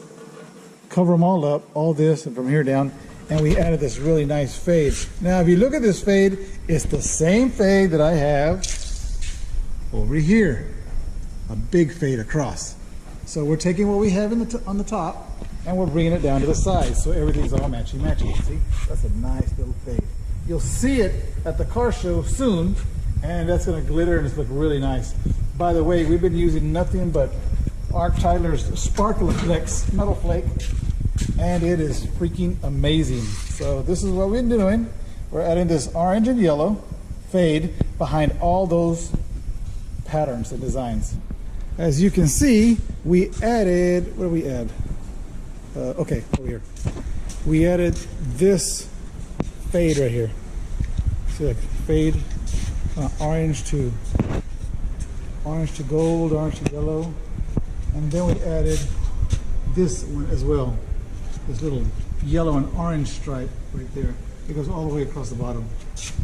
Now, we did this one right here, so it would match the one that was up here. And it would match the ones that are over here as well. So, so everything's kind of matchy-matchy. What we got going on the sides, we got going on the top. And we also got it going on the bottom of the car as well. But some of these colors are just so pretty. They really give each other, they complement each other. Some of these colors, they look really nice. Especially those. Those just look so pretty. There I am, still kicking, still going. Heart's doing great after that triple bypass. It's all good. So anyway, catch y'all later. See ya. Already painting the silver inside here. So our designs and graphics can run from the inside and then go up across the dash. And then under the hood, we're doing them the same way. We'll run the designs that run across the dash through the hood. And then we'll come around the back. And there's Julian. Say hello, Julian. Hello. There's Julian. Hey, and then we'll shoot some designs and graphics under here. Just so you want to know, this is the front bumper. Looking really nice, Platinum choice. We're taping it all up so we can paint the backs of the bumpers. Julian's doing an awesome job. And we just added these colors right there. Those look nice. We just shot some silver base with some silver flake because that's what we use to make some of the designs and graphics. We'll be using just that area to do designs and graphics, and everything around here we'll paint yellow, and then we'll add some sunset pearls and tangelos and all the stuff in between. And then over here, boom, boom, boom, we also shot some silver base and silver flake. You can see how we did that. And then we did it across there as well. And we did it on here so we can run those designs right through there across that silver flake pattern design there. And right in here in this silver area, we also shot some silver base and silver flake. So all the designs and graphics that we have all over the car that have flake in them will be in this area. And then in blue, everything around here will also be more like, you know, this. Yellows, golds, and oranges. We flaked that out, based it, flaked it, cleared it, centered it all down. Same thing over here. And across here, based it, flaked it, cleared it. And then we came over here, did the same thing to the hood and trunk, covered up some areas, kind of covered up some areas like these. All these areas right here is flake. Under here is flake. Right here is where the mural's gonna be. And we have our blend here, just like we have the blend underneath. And the same thing over here. Our blends are pretty much the same as this. And this little section here in the center will be for our mural. Right there, we're still kind of whitish yellow. We're still gonna put the pinkish purple, which is just like that color right there. But I'm fixing to blend those in here in a minute. Here are the bumpers. As you can see, the bumpers are all taped up. We're gonna start painting the back of those. We'll probably do that same blend, the purple, the pink, the orange, and then the yellow, all across the side of the inside of the bumpers, but really not sure yet. This is what we did today, or the other day. Well, we added these colors today. We added this flake, and this is the bottom of the hood. And here is the, oh, it sure does look bright yellow. There's the bottom of the trunk. And as you can see, we are still working on the inside of the hood. So all that you see in silver is my areas that I'll be using designs in candies and flakes. And everything you see in yellow will be in pearls. So I gotta shoot my flake first, shoot my candies first, throw all my designs and graphics, and then come back and shoot my pearls. We put some more colors today, and we added, as you can see, added all these colors. And just a while ago, we finished adding that blue and that yellow. And underneath that yellow, we'll be putting on some violet right underneath the yellow, so it'll match the air breather. You'll notice that the blue designs have a 45-degree angle right there and right over there. That angle so it can kind of follow the way the motor is. The motor is going to be a big block 427, so that should be a pretty good size design right there, or 45-degree angles to match the valve covers. So anyway, as you can see, it's already, you can't see the clock here, but it's already going to be 10 o'clock. We're tired. We're fixing to go home for bed. So we're on day probably 33, 34, I'm really not sure. Everybody say hello to Julian. Hey guys. This is Julian. As you see, we're setting all the inside of the bumpers. They've been freshly chromed and engraved. So now we're going to paint the inside of the bumper to match this same color scheme that we got going on here. This purple to pink to orange to gold to yellow to blah, blah, blah. But since the last couple of days, whatever, we've added a bunch of colors here. I don't know if you can tell or not, but we added those Fruit Loop colors there, that blue and this orange and this gold and purple that runs across here. This gold and purple also runs across the air breather, so it should match up pretty good. And then back here, that's outside, my buddy's Camaro. Back here, we got the hood and trunk, and we're already finishing up with these pieces right here. These are fixing to take off to Cali, where our buddy out there is going to do the murals. So that's the thing going on there. I centered them all down, shot one last coat of clear on it. Actually, the next to last coat. So the next one will block the clear, and then we will clear it one last time and buff it up. But anyway, Platinum Choice going at it. We're almost done. It's the beginning of November and we are hitting it hard. So today, we're having a real crappy day today. We was working on this today, and we shut the base, and as soon as we shut the yellow base, it started to wrinkle. And it wrinkled all up here, right there, it wrinkled there, it wrinkled back there, it wrinkled over here, it wrinkled across that. I mean, everything just wrinkled, so we had to stop, let it dry up, and sand it down. And what we did now is we cleared it to try to bury everything, and hopefully we can start over tomorrow or the next day. But this is just part of it, part of a situation where things ain't going good today, and it's costing us days.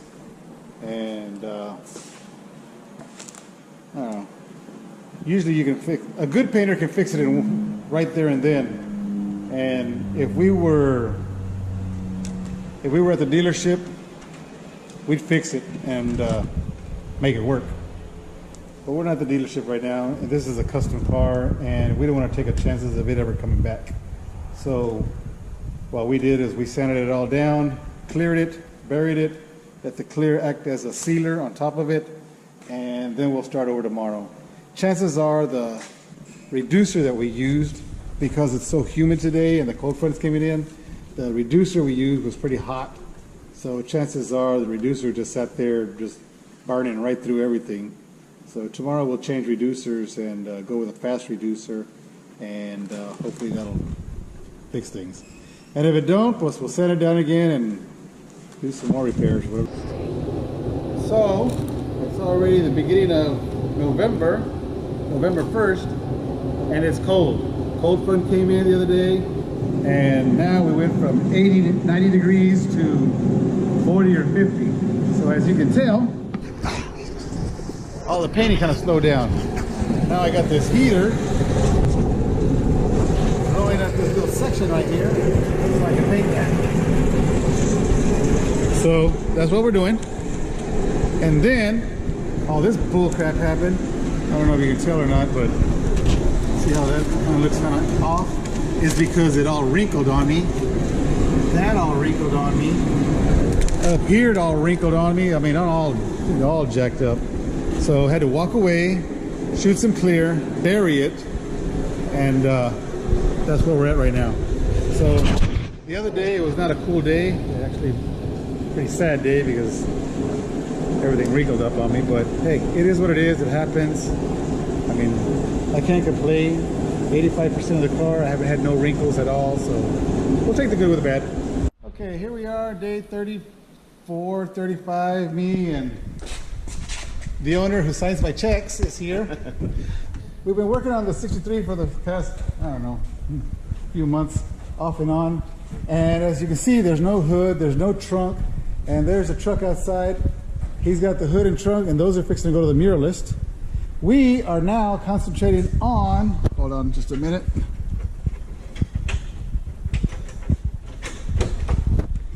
On the door jambs.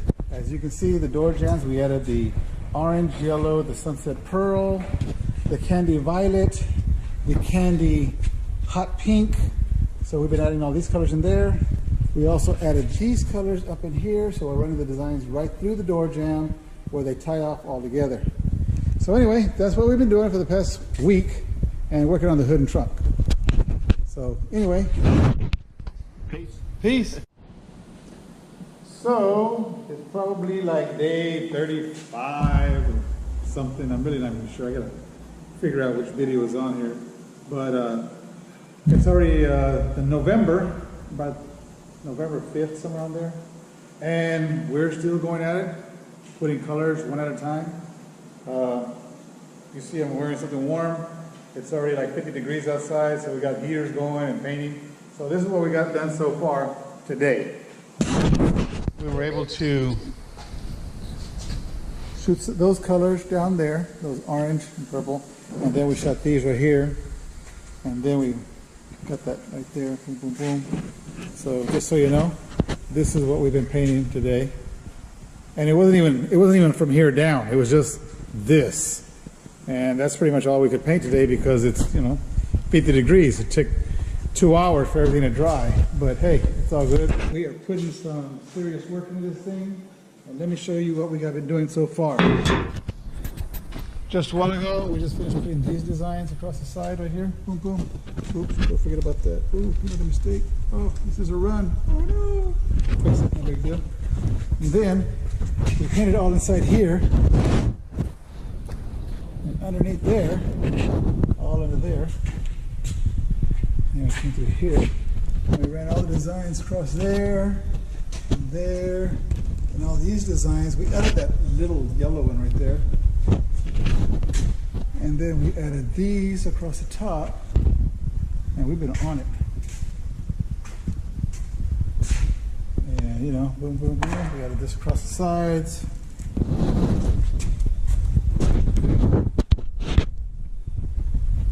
And we'll probably add this violet one right here, probably down here. Not sure yet. Still debating. Oh, there's almost $10 right there. Pick that up. So anyway, it's coming together really nice. Oh my gosh, that's getting bad. Guys, they need to learn how to shoot their clear. But it's also like 60 degrees right now.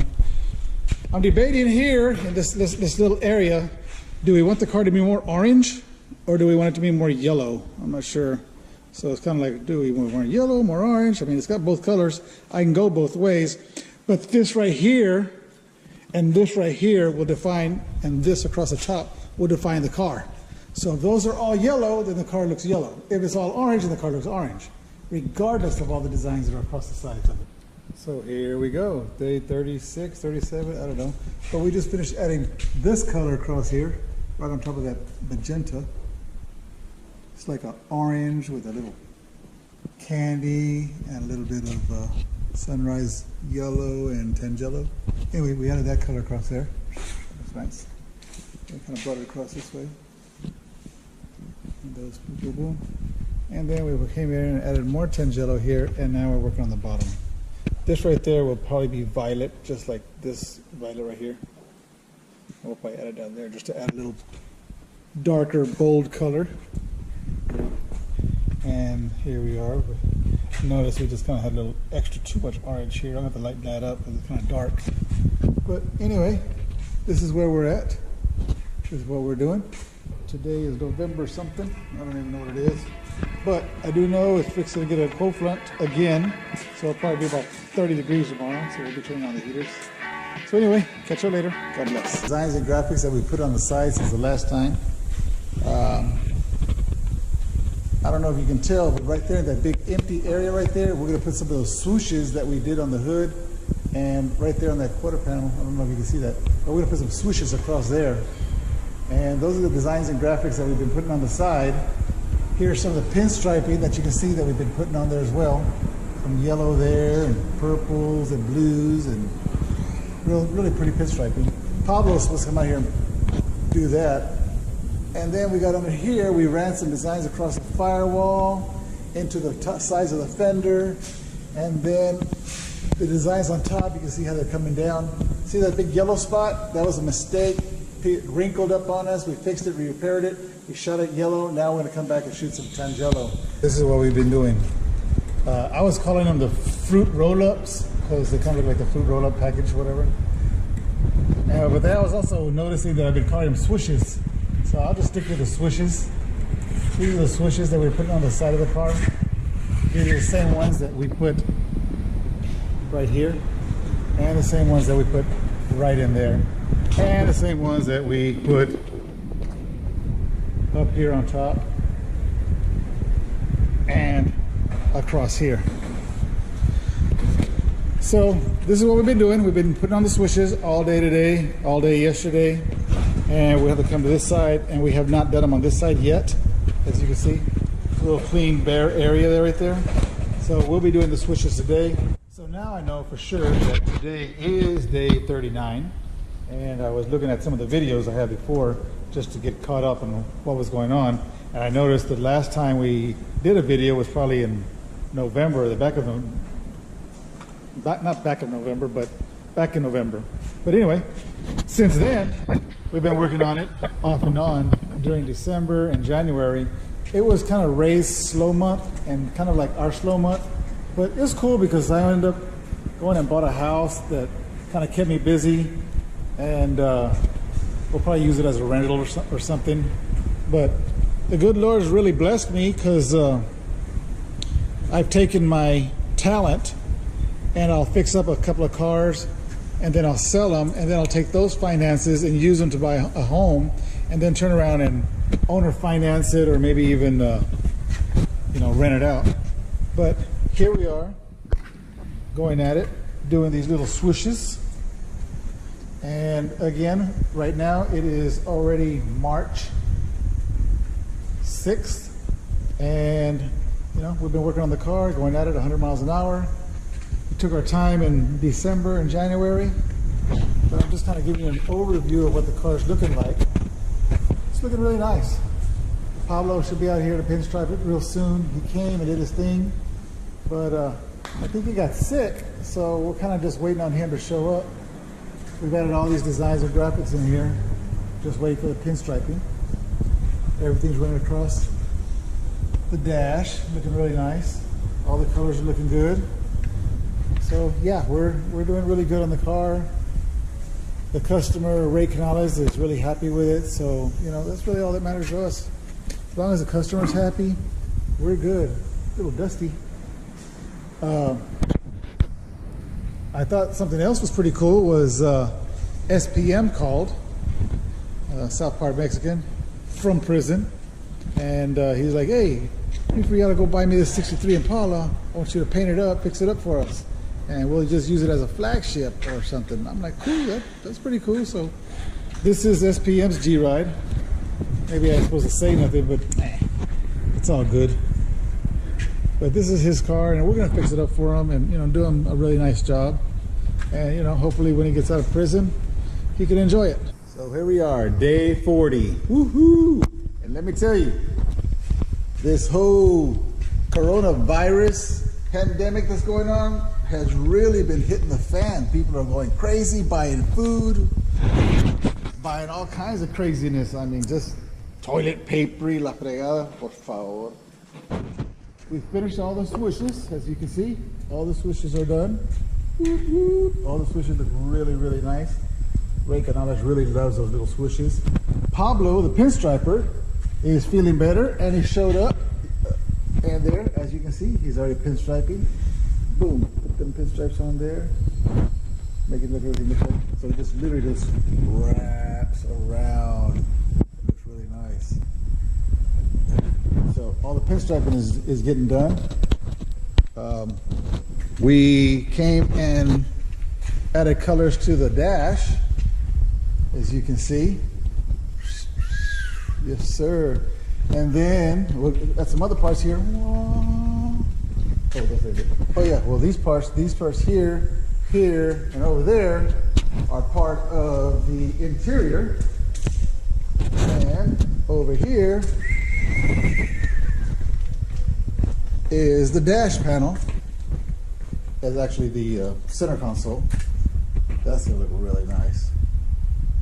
Yeah, that's a nice little center console. And then over here we have the kick panels. Is that a bug? Buggy? Move over, buddy. Anyway, these are the kick panels for the. So again, we're working on it. Day 40. Again, the coronavirus is happening. It's going kind of crazy over here. We're not at a shutdown yet, but I believe we will be soon. It's March, what is today? March 25th. And we're still working on it. We're wondering if actually there's going to be a show coming after all because of all this pandemic. But we're going to keep working on the car and make things happen.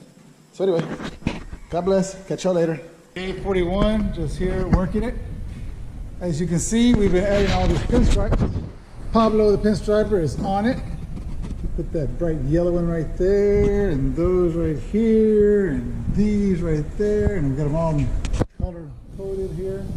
That's gonna be leaf, that's gonna be dark purple, that's gonna be gold leaf, that's gonna be more dark purple, that's gonna be robin blue, that's gonna be orange, that's gonna be violet. Oh my gosh, there's gonna be all kinds of colors on here. More colors. And there's the infamous Pablo. Say hello, Pablo. Hello. You gotta look into the camera, bro. What's up? So that's Pablo right there, throwing down on the new Lowrider car of the year. And as you can see, we got all these parts going on right here. Those are all painted. Throw a little something right there, Pablo did. And like I said, everything's looking good. We're hitting it hard. If everything goes well here on day 41, we should be finished pinstriping here in the next couple of days. And then we'll start clearing and start putting this sucker back together. And then boom, we're off to the car show. So today is day 43. We skipped day 42 because I left Pablo alone pinstriping. And as y'all can see, he's been pinstriping. He's got some purple in there. He's got some baby blue. He's got some dark blue. He's got some yellow. There's some orange up in there. He's just been on it. I mean, on it. And I want to really say thank you, Pablo, because you were just the man. You've been on here for the past week, getting it. How you like that? Half leaf, half pinstripe. Got some swooshes right there. And we can see, that's Pablo right there. Pablo just throwing down that pinstriping. Oh my gosh, that looks freaking awesome. That's Pablo. He's been throwing down for the past week, and he's from Austin. So if y'all need pinstriping done, she's call that guy. He's awesome. He'll come to your house and just hang out and just do pinstriping for you all day long. Well, you got to pay him, of course.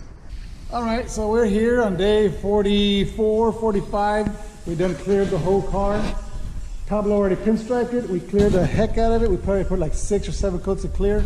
And then we came back and hit it with 180 in the DA. I know that sounds crazy, but we did. Oh, here's my dad. Hello. That's my dad. He's blocking it right now with 320 and a block. And then we have over here, Ice House. What's up? Ice House in here blocking. There you go. Yeah. But you can see right here, this was all hit with 180 in the DA because there was like all these little areas that the pinstripe were standing up kind of high. So we got to sand them down. So we hit them down with 180 in the DA, and then we came back and hit them now with 320 and a block. So after we 320 in the block, we're going to come back and re-clear it again, block it again, and that'll be probably our second to the last coat of clear that we put on it. So here we are, day, I don't know what. We've been doing a lot of repairs on this. Repairs here, repairs there. We've already cleared it, so everybody knows what we're doing. We put 7 coats of clear, 6 or 7 coats of clear, and then we came back, and me and 4 other guys, my dad, my nephew, and Ice House, and myself, we blocked it with 320 with a long block, like a 9-inch long block. So we put 6 coats of clear, blocked it out with a 9-inch, and then now it's all blocked out.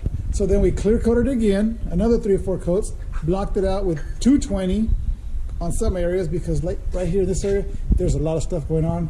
So there was a lot of designs that were kind of whoa. So we had to, add more clear, block it out, flatten it out, and got that all taken care of. So now we blocked that out, and now we're going to clear it again, probably like 2 or 3 more coats, and block that out, and that will be the next to last coat of clear that we put on this thing. What's up, Ray? What's up? So as y'all can see, we're building the new Lowrider car of the year. Ray's here. We just shooting the second to the last coat of clear. We're gonna block it all down, and next week El Perron from Dallas and Irving out of High Class Car Club, he's gonna come out here and give us a hand. He's gonna shoot the last coat of clear, and then him and his brother are gonna wet sand and buff it out and make it look like glass. Basically, they're gonna make me look really good.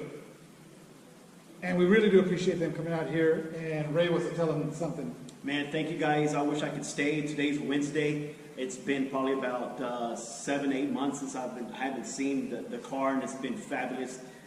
Thank you guys from High Class. I wish I could stay here until Monday, but I've got a lot of stuff that I got to do back at home. So I appreciate Fabian doing this, because I usually like to say personally thank you to you guys in doing this. I can't do this without you guys and all the help. The pinstripers, Albert Herrera's going to do the murals, Amando from the hydraulics, you guys from the clear coats, Emmanuel.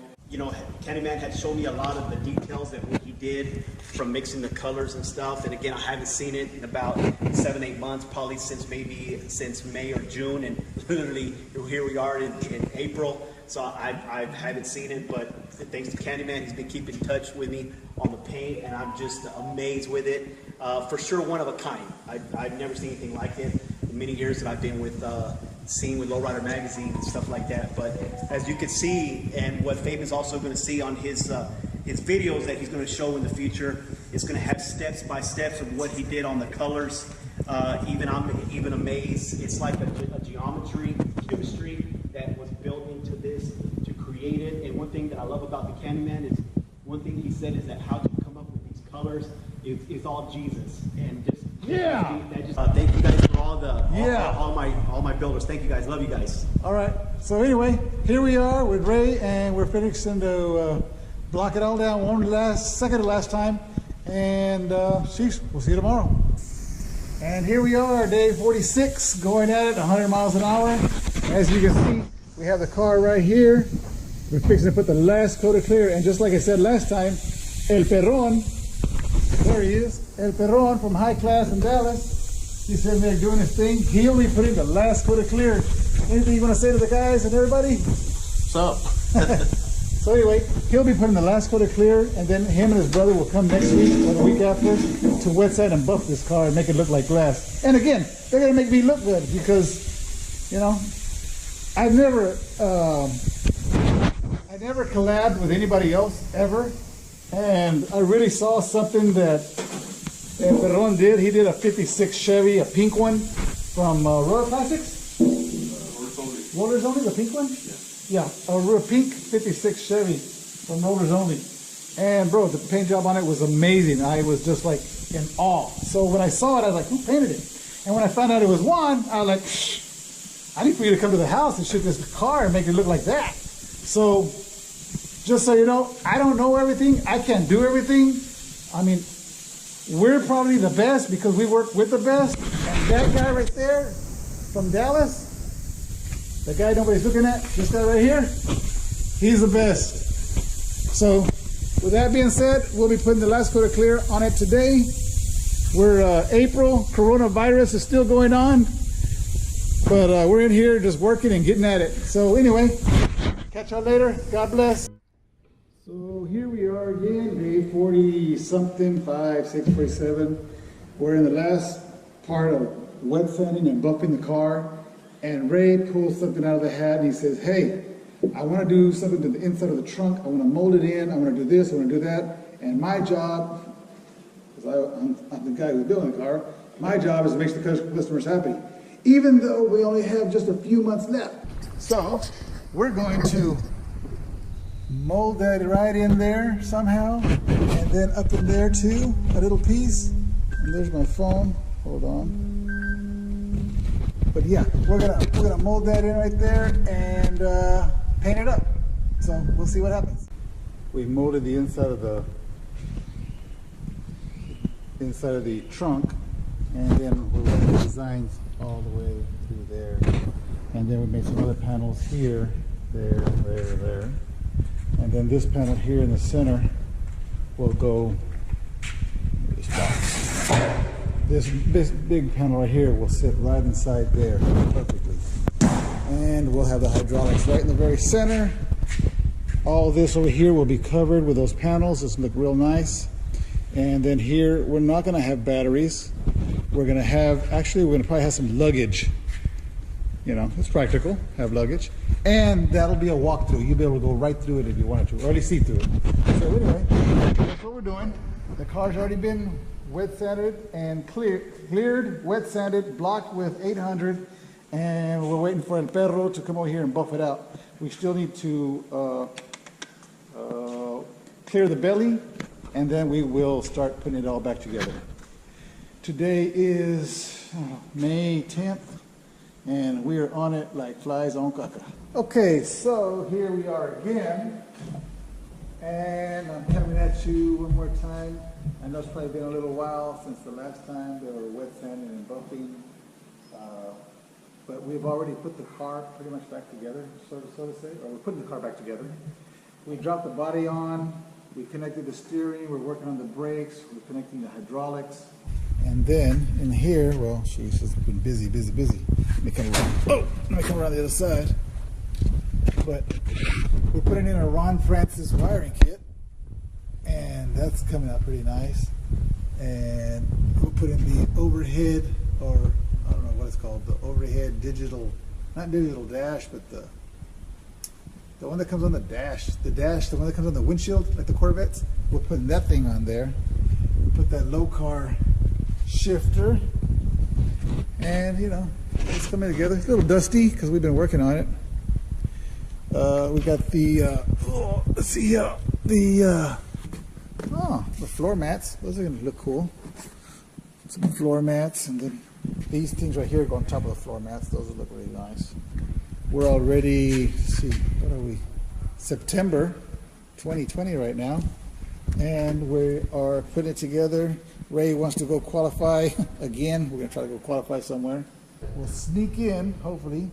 Maybe just sneak in there and, you know, grab a third place or something.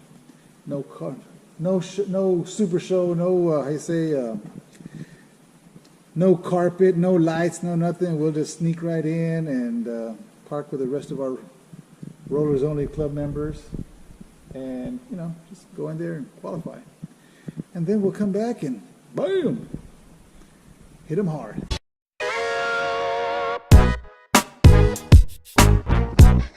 Time to work. Let's do this.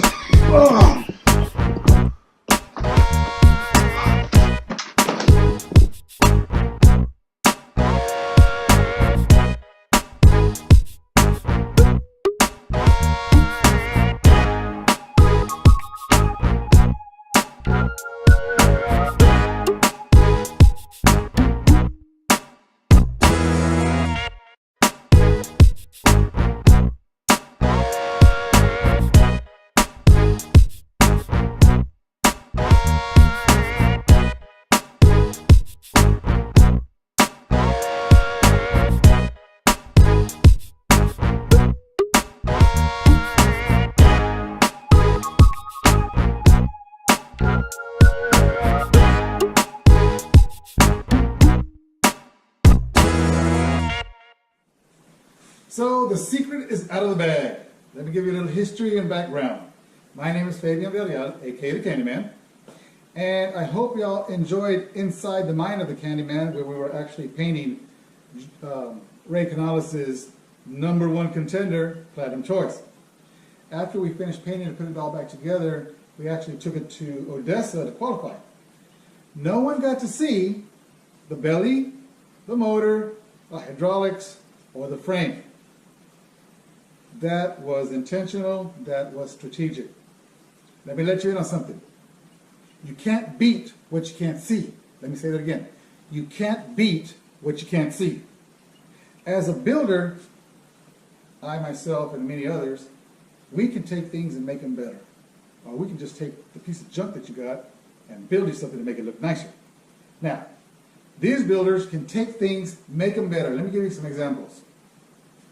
Albert Diallo, Chris Rourke, Johnny Salters. Oh my gosh, that guy's awesome. Chino, Manuel Cabela, Fabian, the Candyman, myself, Mondo from Crazy Cutting in Arizona. These guys can take what you have and make things better. Now, I heard there was about 5 to 10 cars going for Car of the Year this year, which I thought is pretty amazing. So let me give you some insight. Danny D, years ago, said, if you want to win, attack the areas that nobody attacks. And I'm like, well, what do you mean, Danny? I don't understand. He goes, the suspension. Nobody messes with the suspension. I'm like, well, sheesh, if that's the case, let's start there. So, with that being said, let me let you see in on some of the things you didn't see. Or, let me show you some of the things that we did. Number one, you'll look at the rear quarter panels, the rear wheel well molding, and what you'll notice is that the fender skirts, they don't look like teardrop fender skirts. They actually like that from a 70s Impala. Something different. You wouldn't notice this until I told you. Now, the hydraulics, if you've seen the motor, then you've seen the hydraulics. Literally. if you've seen the motor, you've seen the hydraulics. Because we drew out, blueprinted, and made the motor, made the hydraulics look like the motor. So when you open the trunk, you're like, oh my God, the motor's in here. Oh, that's awesome, pretty cool. I thought it was pretty cool, but hey, what do I know? The belly was done completely smoothed out the belly. It was really amazing. The only other belly I've seen something like that was back in '96 when Chito Sanchez had his 64, and Louis Morales from L&M Customs built it. And they did a really good job, and we just loved those guys, so that was pretty cool. So anyway, the belly looks really smooth and real similar to Chito's car, so that's pretty cool. The back part of it, like where the trunk is, you know, we could have sheet metaled it, kind of like the Alba's car. He sheet metaled it, made it all smooth. That's cool. But we went ahead and went the extra mile, and we put the deck lid or the skin of a deck lid underneath the car. So when you look underneath, it looks like the trunk is underneath there, because it has the body moldings. Now, it took four, not two, it took 4 fender wells to make the 2 fender wells on the front of the car. We actually took some plates, real similar to like that on Chris Rourke's 58, that black one, those chrome plates on the rocker panel, and countersunk them in there. Dude, they just look really cool, so thanks, we took that idea from you, buddy. Anyway, the firewall was taken, and we shaved it for one. We actually had to countersink it like 4 inches because it took that big block 427 turbojet mystery motor in there. And I can go into the mystery motor later, but anyway.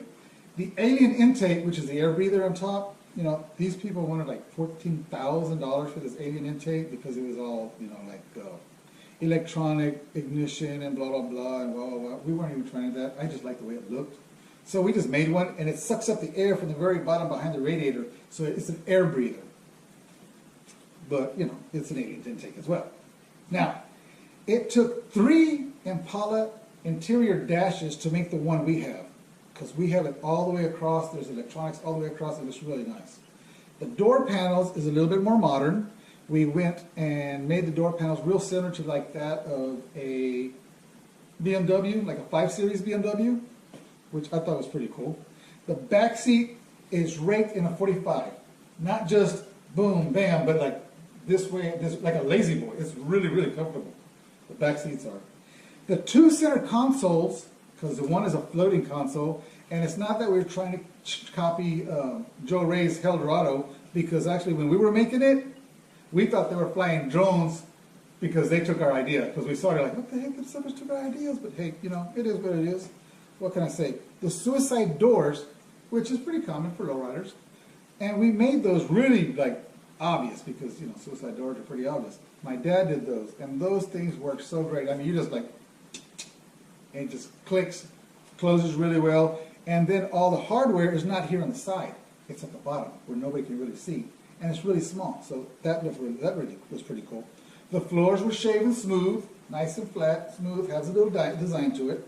The back bumpers are like that of maybe like a Dodge Ram truck where the exhaust actually comes through the bumper, and the front bumper has 3 grills in it. Now, we took the 63 grill and we made a Phantom grill just like that from Summer Madness, from that lifestyle car from Summer Madness. Oh my gosh, that grill I love that grill. So anyway, we took what he had and then we added more to the front bumper. As you can see, our suspension looks massive. I mean, check that out. I know we haven't chrome plated it yet, but you'll notice that, you know, they really look nice. They go both ways. I mean, they look really clean. And the fact that I built them myself, I mean, I'm really proud of them. And they really look nice. Now, the engine cradle itself was done by Scott's Hot Rods. He took care of the engine cradle and did that and made it look really nice. Another thing you'll notice is these particular little areas right here. A block goes right here that holds the sway bar.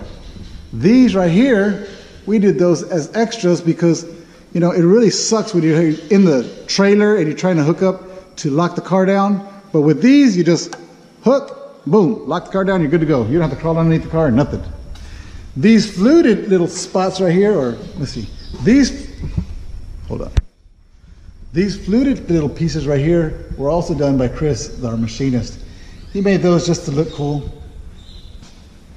Now, as we go along, you'll notice we added some steel under here just to make the frame a little bit nicer. You'll see that these brackets right there, these custom-made brackets are the ones that will be holding the 3-inch exhaust.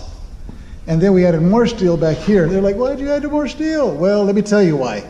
At the time when we were building this car, we were trying to go up against Chris Rourke's 58, the 3-time world champion 58. His car was such a good car to look at. We really enjoyed watching that car and the way he built it, that we were on a mission to build a car that could beat his. Whether or not we beat his or not, or can beat his or not, no one really knows. But maybe one day we'll do one of those Rocky fights where nobody knows. We just kind of hide in the back and let the judges go at it. But anyway, we love Chris and his car, and we really enjoyed watching his car do his thing.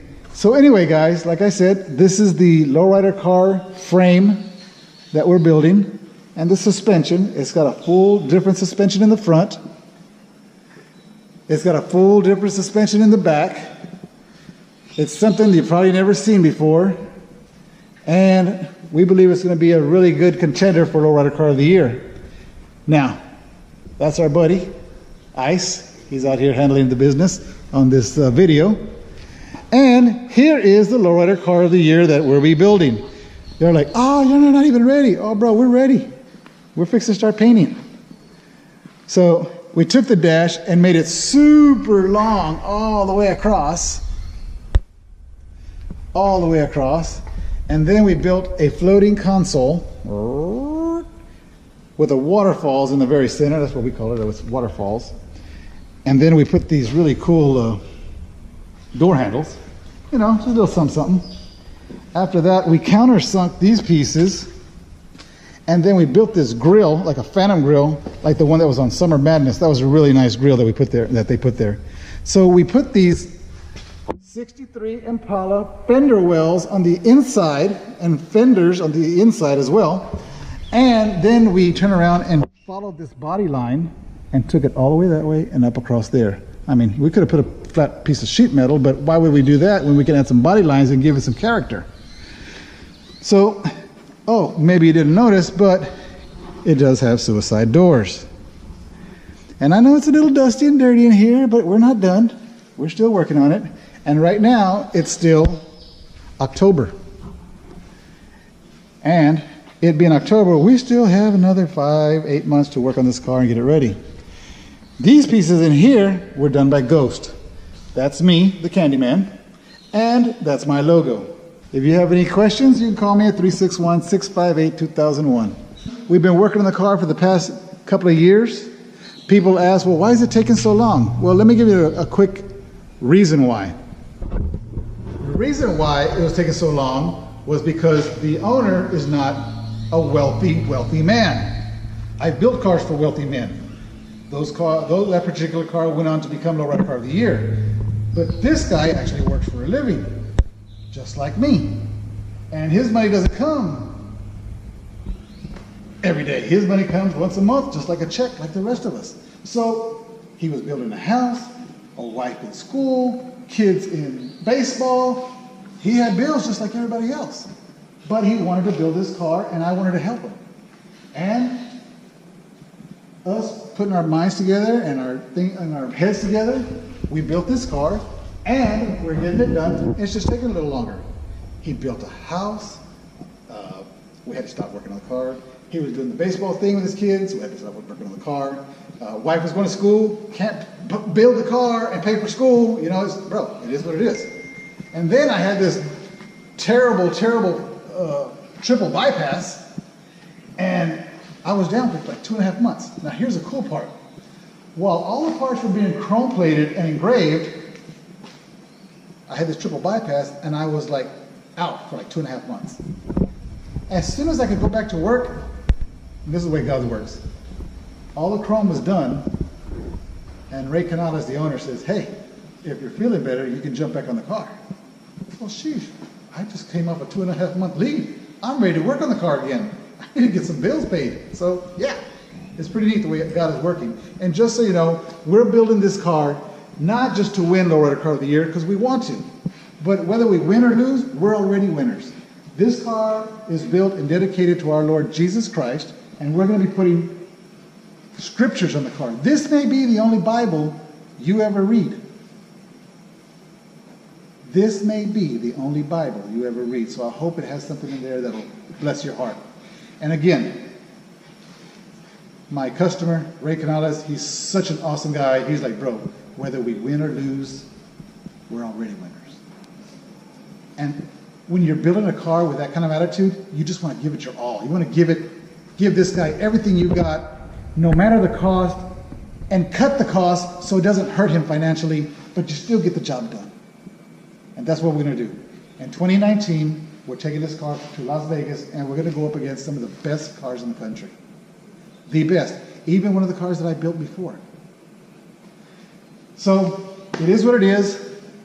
I hope you enjoy the video. Catch you later. God bless.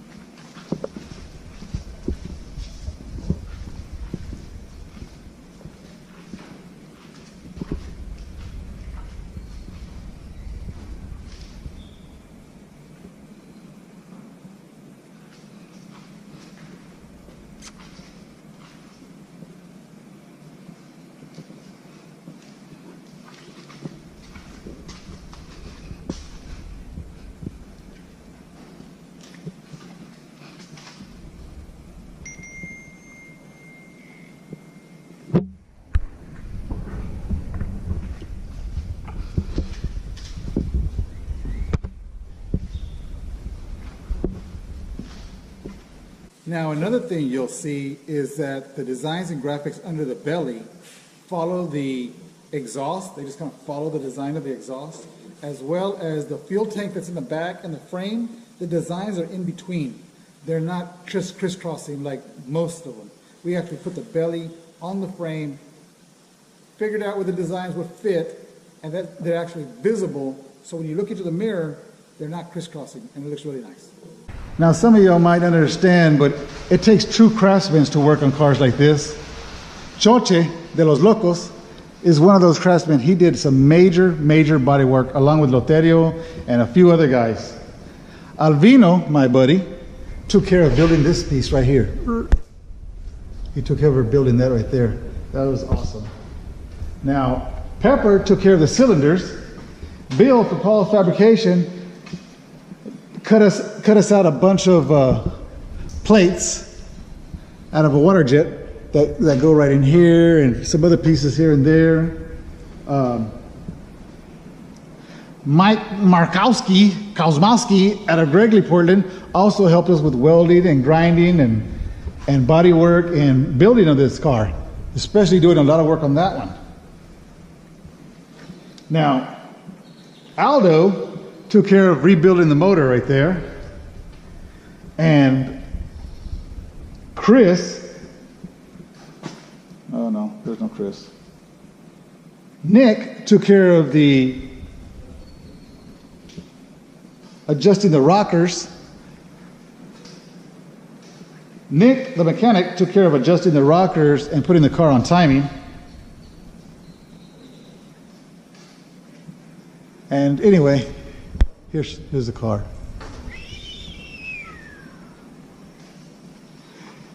And check out those washers. They've been cut, drilled, grinded, engraved, pinstriped, polished, and chrome plated. Every single one. That one. That one. That one. That one. Sheesh, there's a bunch of them. That one in there. That one back there. Even the ones back here. In there. In here. What? All the ones back here. I mean, there are so many of these washers. It just blows me away because I mean, the car's just detailed to the max. Detailed. Every single thing detailed. This motor is a Chevy big block 427 Chevrolet motor, also known as the mystery motor back in 1963. These motors came out and were stuck in the 63 Impala to do racing. Now, they were not given to the public, but some guys were lucky enough to get a motor just like this. Now, the 427 mystery motor made a big impact back in 1963 because it won a lot of races. These are big block Chevrolet motors. And you can tell it's a big block Chevrolet motor because the harmonic balancer was white.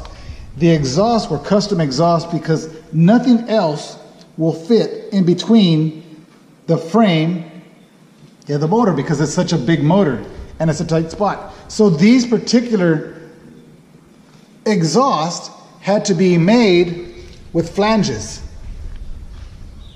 And as you can see right in here, that's the flange. It was a two-piece exhaust system header. Now this top piece is called an alien intake. Now I called this company because they had this particular alien intake, and I was like, dude, I want to buy one of these intakes. And they're like, I'm sorry, you have to buy everything. I'm like, I don't want everything, I just want the top. They're like, no, you got to buy the whole thing. I'm like, I can't buy the whole thing. I don't have that kind of money. So I end up making this alien intake of our own. And we added a little extra to it and added some colors to it and made it look real nice. I think it looks really cool, but what do I know? I'm just a car builder. Now, let's go to the frame. Now, the frame was cut right here. And it was cut right here. We, here at Candy Customs, ended up building a jig so we could put this rear suspension on it and that front suspension on it that nobody's ever seen before. If you'll notice that the frame here has a little curve to it. It kind of goes up and it goes down. See that way it curves around that way? It just kind of curves around. You know, it isn't just a straight piece of steel running straight across or just a Mustang 2 front end. If it was a Mustang 2 front end, these springs would be straight up and down. But we wanted to look like a 32 Ford hot rod in the front. As you see the frame with the curves, you'll notice that the front suspension has these one-off A-arms done by the late James Shelley out of Kansas City. He spent hours and hours and hours building these particular A-arms. And they're one-offs. Nobody's ever done them. I designed them, blueprinted them, and he made them, and he did such an excellent job. And I know he's not here to see the car finished, but I know he's up there just cheerleading us away to try to make this car win. And that, my friends, is a front suspension. Now, as we go back here, Jeff Kugel, this is a Kugel rear end. Some of y'all see the rear end, they're like, what kind of rear end's that? Is that a Corvette rear end? Is that a Jaguar rear end? No, sir, that is a Jeff Kugel rear end. Jeff Kugel designed and blueprinted this whole rear end, built it, and is really famous for what he does. It's big, it's beefy, it looks good, it's all aluminum, or most of it's aluminum. It has custom A-arms that we actually added a little color to, and if you notice, those same A-arms match those A-arms right there. The whole idea of building this car so everything matches and everything flows. And as you can see, there's a lot of engraving and chrome plating, and we had to do some little special cutouts right there just for the coilovers to work. And if you notice this big thing back here, that is a gas tank. Some of y'all are like, what the heck kind of gas tank is that? That particular gas tank was built by Rudy De Leon. He built the gas tank, and those brackets right there was done by Chris, one of our machinist guys. Now notice how the brackets and the gas tank, they just flow together. Yeah, because we designed it that way. If you notice the frame, that area doesn't belong there. That area doesn't belong there. This area doesn't belong there. That don't. These curves don't belong there. Those brackets don't belong there. That indentation right there, where the plates, those engraved plates go, that don't belong there. Must I go on? Oh my gosh, this thing has so much. Those definitely don't belong there. And this big old plate that's right here that covers the radiator support doesn't belong there either. Oh, by the way, after Odessa, the car was taken to Yuma, Arizona with Mondo at Crazy Cutting, and he took everything we did and made it better. See you in Vegas.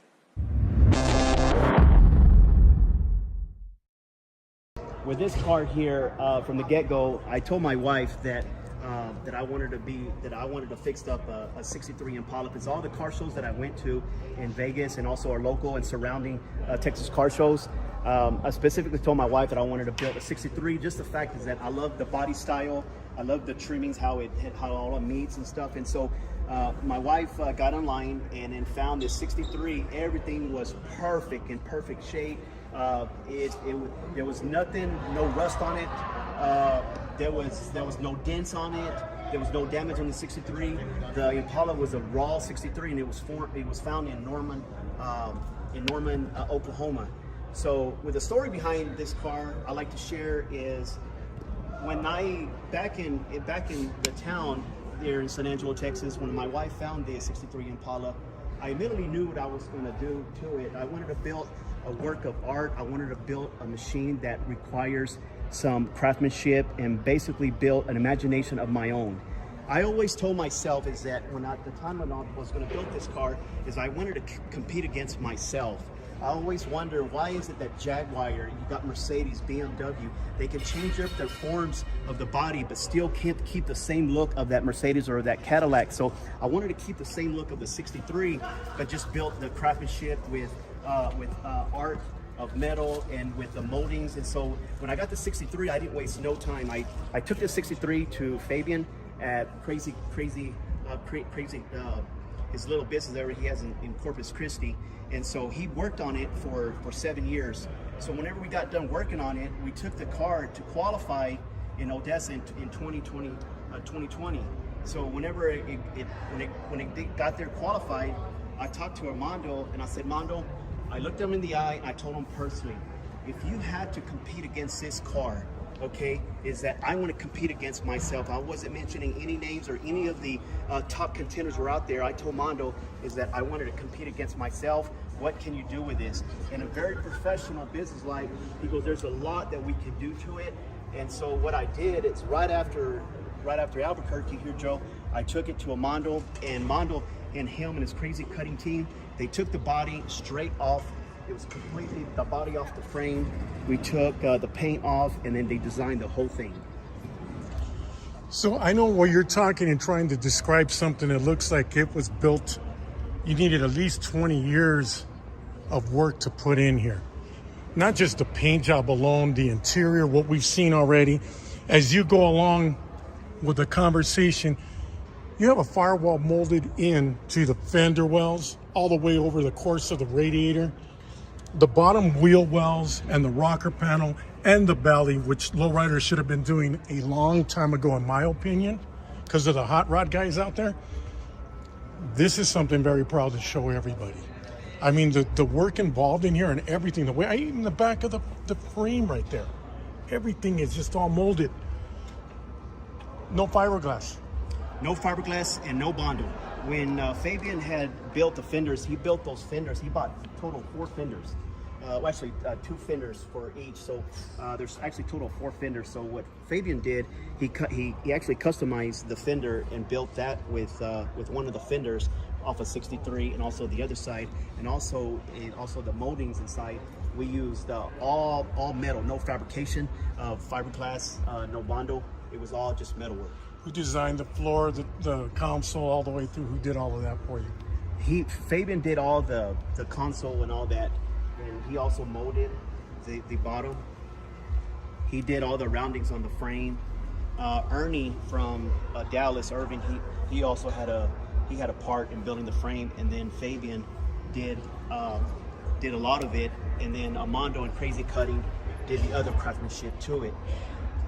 Belt-driven hydraulics. Everything works on it. Now the hydraulics, it's completely all done by Crazy Cutting and Armando Hernandez and Brandon Gonzalez. So we designed the hydraulics to look like the motor. So if you've seen the motor, you've seen the hydraulics. So we customized that, and so we added a lot of the molded pieces with the metal art from Crazy Cutting.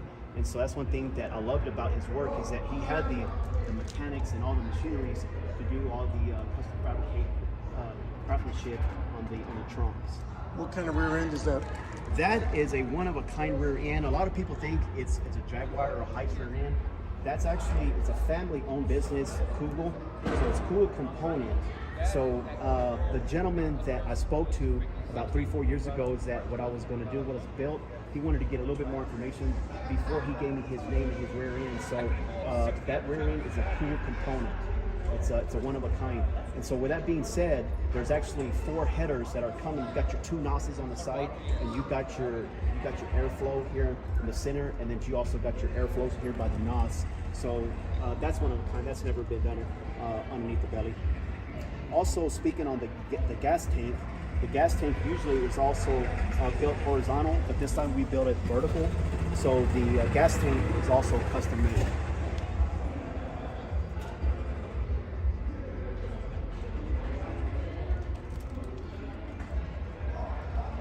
There is an end to this, no? You're going to continue adding to it. I'm going to continue adding on it. So, but why? I mean, if this had to qualify for Lowrider of the Year, which it has, and when you want to win that big trophy, are you here to win it for 10 years in a row or what? What I'm doing is changing. I'm not going to change the paint. We're not going to change anything. There's going to be a lot of new metal artwork that Armando's going to do.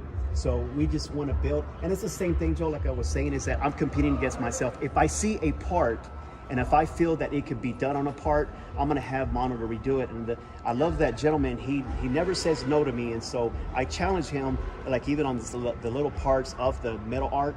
And so when changing it, all I'm doing is just building more craftsmanship for people to enjoy it, but also at the same time, which most importantly, keep still the same look of the '63 Impala.